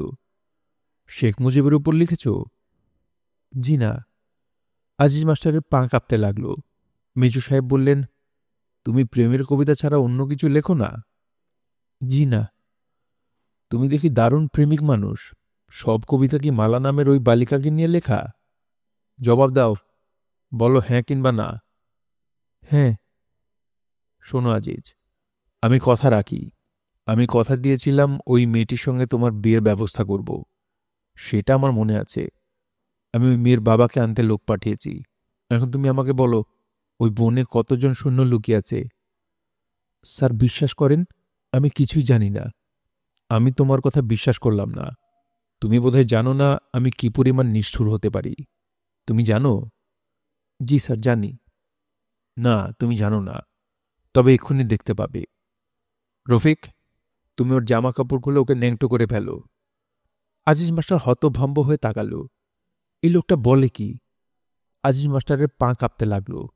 মেজর সাহেব বললেন, দেরি করবে না, আমার হাতে সময় বেশি নেই। রফিক। জি স্যার। এই মিথ্যাবাদী কুকুরটাকে নেংটো করে সমস্ত গ্রামে ঘুরে ঘুরে দেখাবে। বুঝতে পারছ? পারছি। আর শোনো, একটা ইটের টুকরোর পুরুষাঙ্গে ঝুলিয়ে দেবে। এতে সমস্ত ব্যাপারটায় একটা হিউমার আসবে। আজিজ মাস্টার কাঁপা কাঁপা গলায় বলল, আমি কিছুই জানি না স্যার। একটা কোরআন শরীফ দেন, কোরআন শরীফ ছুঁয়ে বলবো। তার কোনো প্রয়োজন দেখি না। রফিক, যা করতে বলছি করো। রফিক থেমে থেমে বলল, মানুষকে এভাবে লজ্জা দেবার কোনো অর্থ হয় না। মেজর সাহেবের চোখের দৃষ্টি তীক্ষ্ণ হতে থাকল। তিনি তাকিয়ে আছেন রফিকের দিকে। রফিক বলল, আপনি যদি একে অপরাধী মনে করেন তাহলে মেরে ফেলেন। লজ্জা দেবার দরকার কি? তুমি একে অপরাধী মনে করো না? না, আমার মনে হয় সে কিছু জানে না। সেই গ্রামে থাকে আর এত বড় একটা ব্যাপার জানবে না? জানলে বলতো, কিছুই জানে না তাই বলছে না। বলবে সে ঠিকই। ইট বেঁধে তাকে বাড়ি বাড়ি নিয়ে যাও, দেখবে তার মুখে কথা ফুটেছে। তখন সে প্রচুর কথা বলবে। রফিক ঠান্ডা স্বরে বলল, স্যার, ওকে এরকম লজ্জা দেওয়াটা ঠিক না। কেন ঠিক না? আপনি শুধু ওকে লজ্জা দিচ্ছেন না, আপনি আমাকেও লজ্জা দিচ্ছেন। আমি ওর মতো বাঙালি। তাই নাকি? আমি তো জানতাম তুমি পাকিস্তানি। তুমি কি সত্যি পাকিস্তানি? জি স্যার। আমার মনে হয় এটা তোমার সবসময় মনে থাকে না। মনে রাখবে। জি স্যার, রাখব। এটা তোমার নিজের স্বার্থে মনে রাখা উচিত। রফিক চুপ করে গেল। মেজর সাহেব বললেন, একটা মজার ব্যাপার কি জানো রফিক? তুমি যদি আজিজ মাস্টারকে চয়েস দাও, মৃত্যু অথবা লজ্জাজনক শাস্তি, তাহলে সে লজ্জাজনক শাস্তিটাই বেছে নেবে। মহানন্দে পুরুষাঙ্গে ইট বেঁধে মানুষের বাড়ি বাড়ি ঘুরে বেড়াবে। জিজ্ঞেস করে দেখো। রফিক কিছুই জিজ্ঞেস করল না। মেজর সাহেব কঠিন স্বরে বললেন, আজিজ, পরিষ্কার উত্তর দাও। মরতে চাও না চাও না? 30 সেকেন্ডের ভেতরে জবাব চাই। বলো, মরতে চাও না চাও না? মরতে চাই না। মেজর সাহেব হাসি মুখে বললেন, বেশ, তাহলে কাপড় খুলে ফেলো। তোমাকে ঠিক 1 মিনিট সময় দেওয়া হলো তার জন্যে। আজিজ মাস্টার কাপড় খুলতে শুরু করল। রফিক, আমার কথা বিশ্বাস হলো? হলো। বাঙালিদের মান অপমান বলে কিছু নেই। একটা কুকুরেরও আত্মসম্মান জ্ঞান থাকে, এদের তাও নেই। আমি যদি ওকে বলি, যাও ওই ইমামের পশ্চাদেশে চেটে আসো, ও তাই করবে। রফিক মৃদুস্বরে বলল, মৃত্যুর মুখোমুখি দাঁড়ালে অনেকেই এরকম করবে। তুমি করবে? জানি না, করতেও পারি। মৃত্যু একটা ভয়াবহ ব্যাপার। মৃত্যুর সামনে দাঁড়িয়ে কে কি করবে তা আগে থেকে বলা সম্ভব নয়। তাই বুঝি। জি স্যার, আপনার মতো একজন সাহসী মানুষও দেখা যাবে কাপুরুষের মতো কাণ্ডকারখানা করছে। মেজর সাহেব ঘর ছেড়ে বেরিয়ে এলেন এবং তারও মিনিটখানেক পর জয়নাল মিয়াকে সেই ঘরে ঢুকিয়ে দেওয়া হল। আজিজ মাস্টার দুহাতে তার লজ্জা ঢাকতে চেষ্টা করল। ইমাম সাহেব বেশ স্বাভাবিক গলায় বললেন, জয়নাল মিয়া ভালো আছেন? জয়নাল কিছু বলতে চেষ্টা করল, বলতে পারল না। আজিজ মাস্টারের মধ্যে একজন বয়স্ক মানুষ সম্পূর্ণ নগ্ন অবস্থায় দাঁড়িয়ে আছে, এটি এখনও সে বিশ্বাস করতে পারছে না। ইমাম সাহেব বললেন, বড় খারাপ সময় জয়নাল সাহেব, আল্লাহ খোদার নাম নেন। জয়নাল মিয়া আবারও কিছু বলতে চেষ্টা করল, বলতে পারল না, কথা আটকে গেল। রফিক শান্ত স্বরে বলল, জয়নাল সাহেব আপনি বসেন, স্যার যা যা জিজ্ঞেস করবেন তার সত্যি জবাব দেবেন, বুঝতেই পারছেন। জয়নাল মিয়া মাটিতে বসে পড়ল। ইমাম সাহেব বললেন, চেয়ারে বসেন, মাটিতে প্রস্রাব আছে, নাপাক জায়গা। মেঘ নেই, আকাশে তারা ফুটতে শুরু করেছে। রাত প্রায় 8টা, কিন্তু মনে হচ্ছে নিশুতি। হাওয়া থেমে গেছে, গাছের একটি পাতাও নড়ছে না। শব্দরুল্লাহ একটা দা হাতে মাঠে নেমে পড়ল। সে দুজনকে খুঁজছে। একজন তাল গাছের মতো লম্বা, গোঁফ আছে, অন্যজন বাঙালি, তার মুখে বসন্তের দাগ। শব্দরুল্লাহ কোনোরকম শব্দ না করে হাঁটছে, ঘুটঘুটে অন্ধকার। তাতে তার কোনো অসুবিধা হচ্ছে না। সে যেভাবে হাঁটছে তাতে মনে হয় অন্ধকারেও দেখতে পাচ্ছে। কোনো কোনো সময়ে মানুষের ইন্দ্রিয় অস্বাভাবিক তীক্ষ্ণ হয়ে ওঠে। সে প্রথমে গেল বিলের দিকে, কেউ নেই সেখানে। বেশ কিছু কাটার ডাব পড়ে আছে চারদিকে। শব্দরুল্লাহ দীর্ঘ সময় বিলের পাড়ে দা হাতে বসে রইল। বাতাস নেই কোথাও, তবু বিলের পানিতে ছলাৎ ছলাৎ শব্দ হচ্ছে। ওরা আবার হয়তো আসবে, পানিতে দাঁড় করিয়ে আরও মানুষ মারবে। শব্দরুল্লাহর মনে হল কেউ একজন যেন এইদিকে আসছে। সে শক্ত করে দাঁটি ধরে চেঁচিয়ে বলল, কেডা? আমি নিজাম। আপনি কি করেন? কিছু করি না। অন্ধকারে বয়ে আছেন কেন? শব্দরুল্লাহ ফুঁপিয়ে উঠল। নিজাম বলল, সব মিলিটারি জমা হইতেছে জংলা মাঠে, দেখবেন। শব্দরুল্লাহ সঙ্গে সঙ্গে উঠে দাঁড়াল। হাতে দাও কেন? আছে, কাম আছে, দাওয়ের কাম আছে। কৈবর্ত পাড়া খালি হয়ে যাচ্ছে। এরা সরে পড়ছে নিঃশব্দে। এদের অভ্যাস আছে, অতি দ্রুত সবকিছু গুছিয়ে সরে পড়তে পারে। অন্ধকারে এরা কাজ করে। ওদের শিশুরা চোখ বড় বড় করে দেখে, হইচই করে না, কিছুই করে না। মেয়েরা জিনিসপত্র নৌকায় তুলতে থাকে, কোনো জিনিসই বাদ পড়ে না। হাঁস, মুরগি, ছাগল সবই ওঠানো হয়। এরা কাজ করে নিঃশব্দে। প্রবীণরা হুঁকো হাতে বেশ অনেকটা দূরে বসে থাকে। তাদের ভাবভঙ্গি দেখে মনে হয় কি হচ্ছে না হচ্ছে এরা কিছুই জানে না। এরা ঝিমুতে থাকে, ঝিমুতে ঝিমুতেই চারদিকে লক্ষ্য রাখে। বুড়ো বয়সেও এদের দৃষ্টি তীক্ষ্ণ। মীর আলী খুনখুন করে কাঁদে, ভাতের জন্যে কাঁদে। বদিউজ্জামান বাড়ি ফেরেনি। সে না ফেরা পর্যন্ত অনুফা ভাত চড়াবে না। ঘরে চাল ডাল সবই আছে। চারটা চাল ফোটালে এমন কি ঝামেলা মীর আলী বুঝতে পারছে না। অনেক রকম ঝামেলা আছে ঠিকই, মাথার উপর টিনের ছাদ নেই। গ্রামে মিলিটারি মানুষ মারছে, তাই বলে মানুষের ক্ষুধা তৃষ্ণা তো চলে যায়নি। পরিবাণও বিরক্ত করছে না, ঘুমাচ্ছে। অসুবিধা তো কিছু নেই। মীর আলী মৃদুস্বরে বলল, বউ, সাইটা বাতরাইন দা ফেলো। অনুভাত তীব্র স্বরে বলল, আপনি মানুষ না আর কিছু? মীর আলী অবাক হয়ে বলল, আমি কি করলাম? 15-20 জন সেপাই বসে আছে স্কুলের বারান্দায়। এরাও ক্ষুধার্ত। সমস্ত দিন কোনো খাওয়া হয়নি। ওদের জন্য রান্না হবার কথা মধুবনে। ঝড়ের জন্য নিশ্চয় কোনো ঝামেলা হয়েছে। রান্না করা খাবার এসে পৌঁছয়নি। কখন এসে পৌঁছাবে কে জানে। এরা সবাই দেয়ালে ঠেস দিয়ে শ্রান্ত ভঙ্গিতে বসে আছে। কয়েকজন স্পষ্টতই ঘুমাচ্ছে।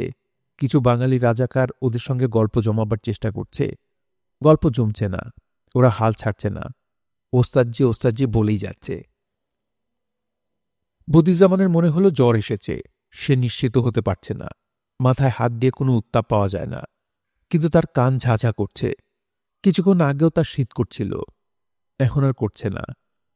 খুক খুক করে কে যেন কাশল, নাকি সে নিজেই কাশছে। নিজামের মতো তারও কি মাথা খারাপ হয়ে যাচ্ছে? একবার মনে হলো শীতল ও লম্বা একটা কি যেন তার শার্টের ভেতর ঢুকে গেছে। সে প্রায় চিৎকার করে উঠতে যাচ্ছিল, কিন্তু চিৎকার করল না। মনের ভুল। শার্টের ভেতর কিছুই নেই। বদিউজ্জামানের মনে হলো সে যেন অনেকের কথাবার্তা শুনতে পাচ্ছে। কথাবার্তা বলতে বলতে তারা যেন এগিয়ে আসছে। এটাও কি মনের ভুল?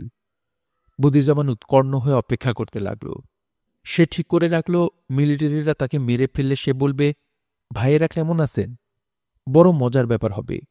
বদিউজ্জামান নিজের মনে খুক খুক করে হাসতে লাগল। বাঁ দিকে 4টা সবুজ চোখ তাকিয়ে আছে তার দিকে। শেয়াল।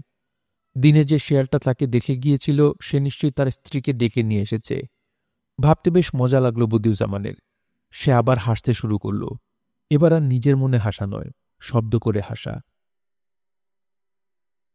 রফিক বাইরে এসে দেখল মেজর সাহেব স্কুল ঘরের শেষ প্রান্তে বারান্দায় একাকী দাঁড়িয়ে আছেন। রফিকের দেখে তিনি কিছুই বললেন না। রফিক বারান্দায় নেমে গেল। অপেক্ষা করল খানিকক্ষণ। তারপর হাঁটতে শুরু করল গেটের দিকে। মেজর সাহেব ভারী গলায় ডাকলেন, রফিক। রফিক ফিরে এলো। কোথাও যাচ্ছিলে? তেমন কোথাও না। তোমাকে একটা কথা বলার প্রয়োজন মনে করছি। বলুন। তুমি কি জানো আমি তোমাকে বিশ্বাস করি না? জানি। কখন থেকে অবিশ্বাস করতে শুরু করেছি জানো? শুরু থেকেই। কোনো বাঙালিকেই আপনি বিশ্বাস করেন না। তা ঠিক। যারা বিশ্বাস করেছে সবাই মারা পড়েছে। আমার বন্ধু মেজর বখতিয়ার বিশ্বাস করেছিল। ওকে তারা ধরে নিয়ে গিয়েছে। মেজর বখতিয়ার বিশ্বাস করেছিল কি করেনি সেটা আপনি জানেন না, অনুমান করছেন। হ্যাঁ, তাও ঠিক। আমি জানি না। মেজর সাহেব হঠাৎ প্রসঙ্গ পাল্টে ফেলে জিজ্ঞেস করলেন, তুমি কি ওই মাস্টারটির বিশেষ অঙ্গে ইট ঝুলিয়ে দিয়েছ? না। কেন? প্রমাণ সাজে ইট পাওনি? রফিক কথা বলল না। মেজর সাহেব চাপা স্বরে বললেন, বাঙালি ভাইদের প্রতি দরদ উতলে উঠেছে। আমার মধ্যে দরদ টরদ কিছু নেই মেজর সাহেব। ইট ঝোলানোটা আমার কাছে অপ্রয়োজনীয় বলে মনে হয়েছে। মোটেই অপ্রয়োজনীয় নয়। আমি ইট বাঁধা অবস্থায় ওকে ওর প্রেমিকার কাছে নিয়ে যাব এবং ওকে বলবো সেই প্রেমের কবিতাটি আবৃত্তি করতে। কেন? রফিক। জি স্যার। তুমি আমাকে প্রশ্ন করার দুঃসাহস কোথায় পেলে? আপনি একজন সাহসী মানুষ। সাহসী মানুষের সঙ্গে থেকে থেকে আমিও সাহসী হয়ে উঠেছি। I C. এবং স্যার, আপনি একবার আমাকে বলেছিলেন আমার মনে কোনো প্রশ্ন থাকলে তা বলে ফেলতে। বলেছিলাম? জি স্যার। সেই প্রিভিলেজ এখন আর তোমাকে দিতে চাই না। এখন থেকে তুমি কোনো প্রশ্ন করবে না। ঠিক আছে স্যার। রফিক। জি স্যার। আজ তোমাকে অস্বাভাবিক রকম উৎফুল্ল লাগছে। আপনি ভুল করছেন স্যার। আমাকে উৎফুল্ল দেখানোর কোনো কারণ নেই। এমন কিছু ঘটেনি যে আমি উৎফুল্ল হব। তুমি বলতে যাও যে বিমর্ষ হবার মতো অনেক কিছু ঘটেছে। আমি তাও বলতে চাই না। মেজর সাহেব পশতু ভাষায় কি যেন বললেন। কোনো কবিতা টবিতা হবে হয়তো। রফিক তাকিয়ে রইল। মেজর সাহেব বললেন, রফিক, তুমি পশতু জানো? জি না স্যার। না চাইলেও শোনো। এর মানে হচ্ছে বেশি রকম বুদ্ধিমানদের মাঝে মাঝে বড় রকম বোকামি করতে হয়। রফিক কিছুই বলল না। মেজর সাহেব বললেন, চলো জয়নাল লোকটির কাছ থেকে কিছু জানতে চেষ্টা করি।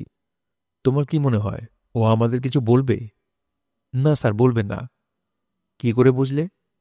এরা কিছুই জানে না, কাজেই কিছু বলার প্রশ্ন ওঠে না। চলো দেখা যাক। তোমার নাম জয়নাল? জি। এই ন্যাংটা মানুষটাকে তুমি চেনো? জি স্যার।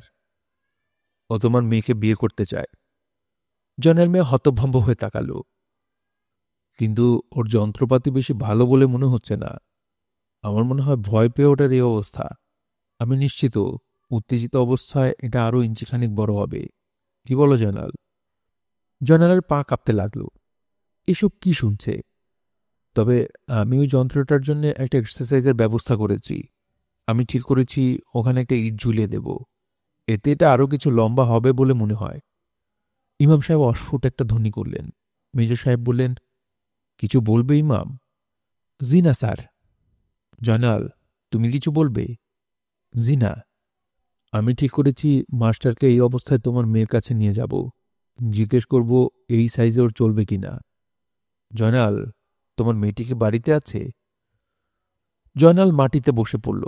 মেজর সাহেব হাসি হাসি মুখে তাকিয়ে রইলেন, যেন কিছু শোনার জন্য অপেক্ষা করছেন। ঘরে একটি শব্দ হল না। জয়নাল। জি? তোমার মেয়েটি বাড়িতেই আছে আশা করি। জয়নাল মিয়া হাওমা করে কেঁদে উঠল।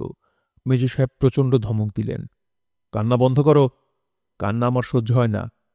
চলো যাই, দেরি হয়ে যাচ্ছে, চলো চলো।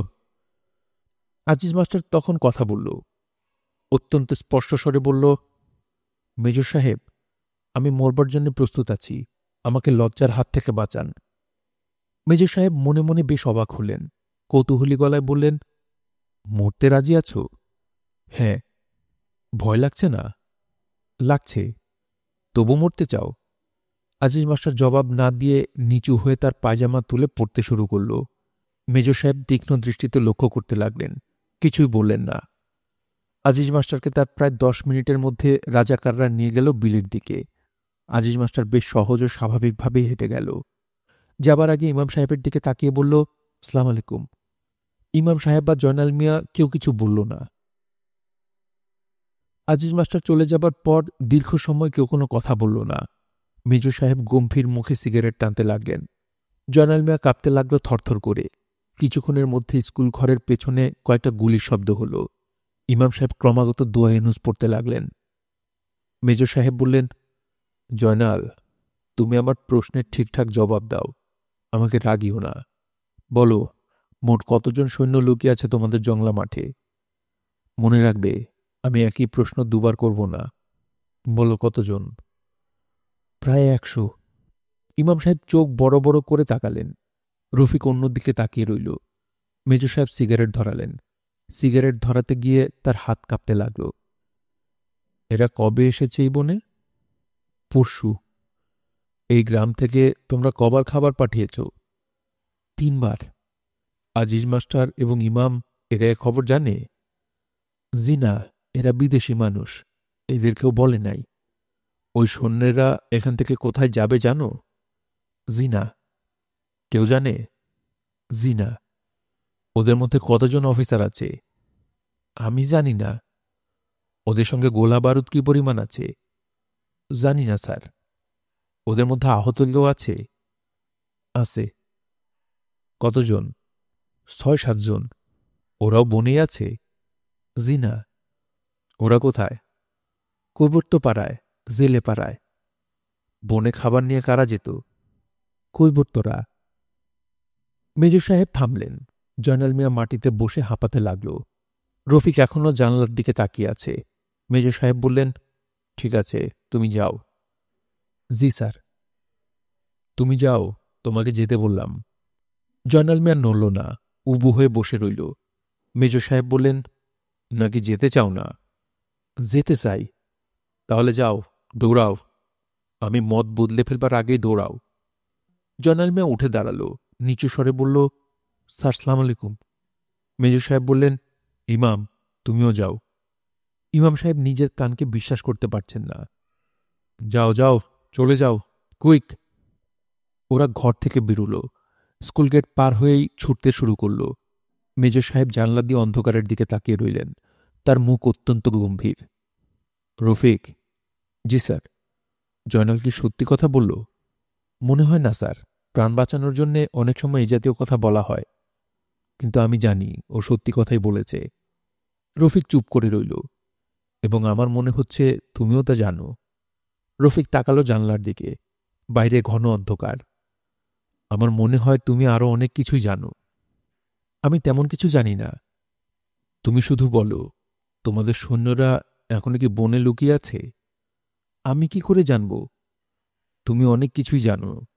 আমি কৈবর্তপাড়ায় তল্লাশি করতে চেয়েছিলাম, তুমি বলেছিলে প্রয়োজন নেই। আমার ভুল হয়েছিল, সবাই ভুল করে।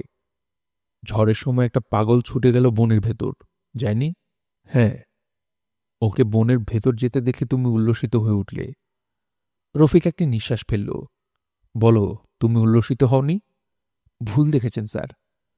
আমার ধারণা ওই পাগলটি বনে খবর নিয়ে গেছে এবং সবাই পালিয়েছে ঝড়ের সময়। মেজর সাহেব উঠে দাঁড়ালেন। কঠিন কণ্ঠে বললেন, চলো আমার সঙ্গে। কোথায়? বুঝতে পারছো না কোথায়? তুমি তো বুদ্ধিমান, তোমার তো বুঝতে পারা উচিত। বলো, বুঝতে পারছো? পারছি। ভয় লাগছে? না। ওরা কি ঝড়ের সময় পালিয়েছে? হ্যাঁ। এতক্ষণে ওরা অনেক দূরে চলে গেছে। খুব তাড়াতাড়ি মধুবনের দিকে গেলে হয়তো এখন ওদের ধরা যাবে। তুমি আবার আমাকে কনফিউজ করতে চেষ্টা করছো। এরা হয়তো বনেই বসে আছে। রফিক মৃদু হাসল। বলো, ওরা কি বনে বসে আছে? হয়তো আছে, গভীর রাতে বের হয়ে আসবে। ঠিক করে বলো। আপনি এখন আমার কোনো কথাই বিশ্বাস করবেন না, কাজী কেন শুধু শুধু প্রশ্ন করছেন? কৈবর্তপাড়ায় দাউ দাউ করে আগুন জ্বলছে। চিত্রা বুড়ি অবাক হয়ে আগুন দেখছে। রাজাকাররা ছোটাছুটি করছে। তাদের ছোটাছুটি দেখে মনে হয় খুব উৎসাহ বোধ করছে। আগুন জ্বালানোর জন্যে তাদের যথেষ্ট খাটাখাটনি করতে হচ্ছে। ভেজা ঘরবাড়ি, আগুন সহজে ধরতে চায় না। মিরালি বারান্দায় দাঁড়িয়ে আগুন আগুন বলে চিৎকার করছে। সে চোখে দেখতে পায় না, কিন্তু আগুন দেখতে পাচ্ছে। গ্রামের মানুষজন সব বেরিয়ে আসছে ঘর থেকে। মেজর এজাজ আহমেদ পাড়ে দাঁড়িয়ে আছেন। তার পাশের ডান দিকে চাইনিজ রাইফেল হাতে দুজন জোয়ান এসে দাঁড়িয়েছে। রফিক নেমেছে বিলে। বিলের পানি অসম্ভব ঠান্ডা। রফিক পানি কেটে এগুচ্ছে। কি যেন ঠেকল হাতে। মনার ছোট ভাই বীরু উপুর হয়ে ভাসছে, যেন ভয় পেয়ে কাছে এগিয়ে আসতে চায়। রফিক পরম স্নেহে বীরুর গায়ে হাত রেখে বলল, ভয় নাই, ভয়ের কিছু নাই। পাড়ে বসে থাকা মেজর সাহেব বললেন, কার সঙ্গে কথা বলছো রফিক? নিজের সঙ্গে মেজর সাহেব। কি বলছো নিজেকে? সাহস দিচ্ছি, আমি মানুষটা ভীতু। রফিক, বলুন, ওরা কি বন ছেড়ে চলে গেছে? সত্যি করে বলো। রফিক বেশ শব্দ করেই হেসে উঠল। আচমকা হাসির শব্দে মেজর সাহেব চমকে উঠলেন। কৈবর্তপাড়ায় আগুন ছড়িয়ে পড়ছে। আলো হয়ে উঠছে চারদিক। রফিককে পরিষ্কার দেখা যাচ্ছে এবার। ছোটখাটো অসহায় একটা মানুষ বুক পানিতে দাঁড়িয়ে আছে। মেজর সাহেব বললেন, রফিক, তুমি কি বেঁচে থাকতে চাও? রফিক শান্ত স্বরে বলল, চাই মেজর সাহেব, সবাই বেঁচে থাকতে চায়। আপনি নিজেও চান, চান না? মেজর সাহেব চুপ করে রইলেন। রফিক তীক্ষ্ণ স্বরে বলল, মেজর সাহেব, আমার কিন্তু মনে হয় না আপনি জীবিত ফিরে যাবেন এদেশ থেকে। মেজর এজাজ আহমেদ সিগারেট ধরালেন। কৈবর্তপাড়ার আগুনের দিকে তাকালেন। পুস্ত ভাষায় সঙ্গের জোয়ান দুটিকে কি যেন বললেন।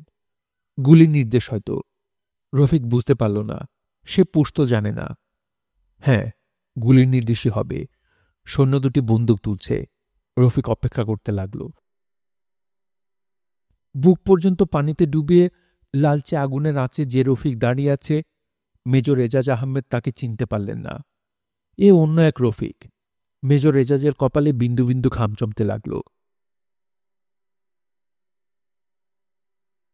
গল্পতরু চ্যানেলে শুনছিলেন হুমায়ুন আহমেদের উপন্যাস 1971। সম্পূর্ণ উপন্যাসটি শুনতে আপনাদের কাছে কেমন লাগলো তা অবশ্যই কমেন্ট করে আমাদেরকে জানাতে পারেন। ভালো লাগলে একটি লাইক করবেন, চাইলে শেয়ার করে অন্যকে শোনার সুযোগ করে দিতে পারেন। সবাই ভালো থাকবেন, সুস্থ থাকবেন এবং গল্পতরুর সঙ্গেই থাকবেন। ধন্যবাদ।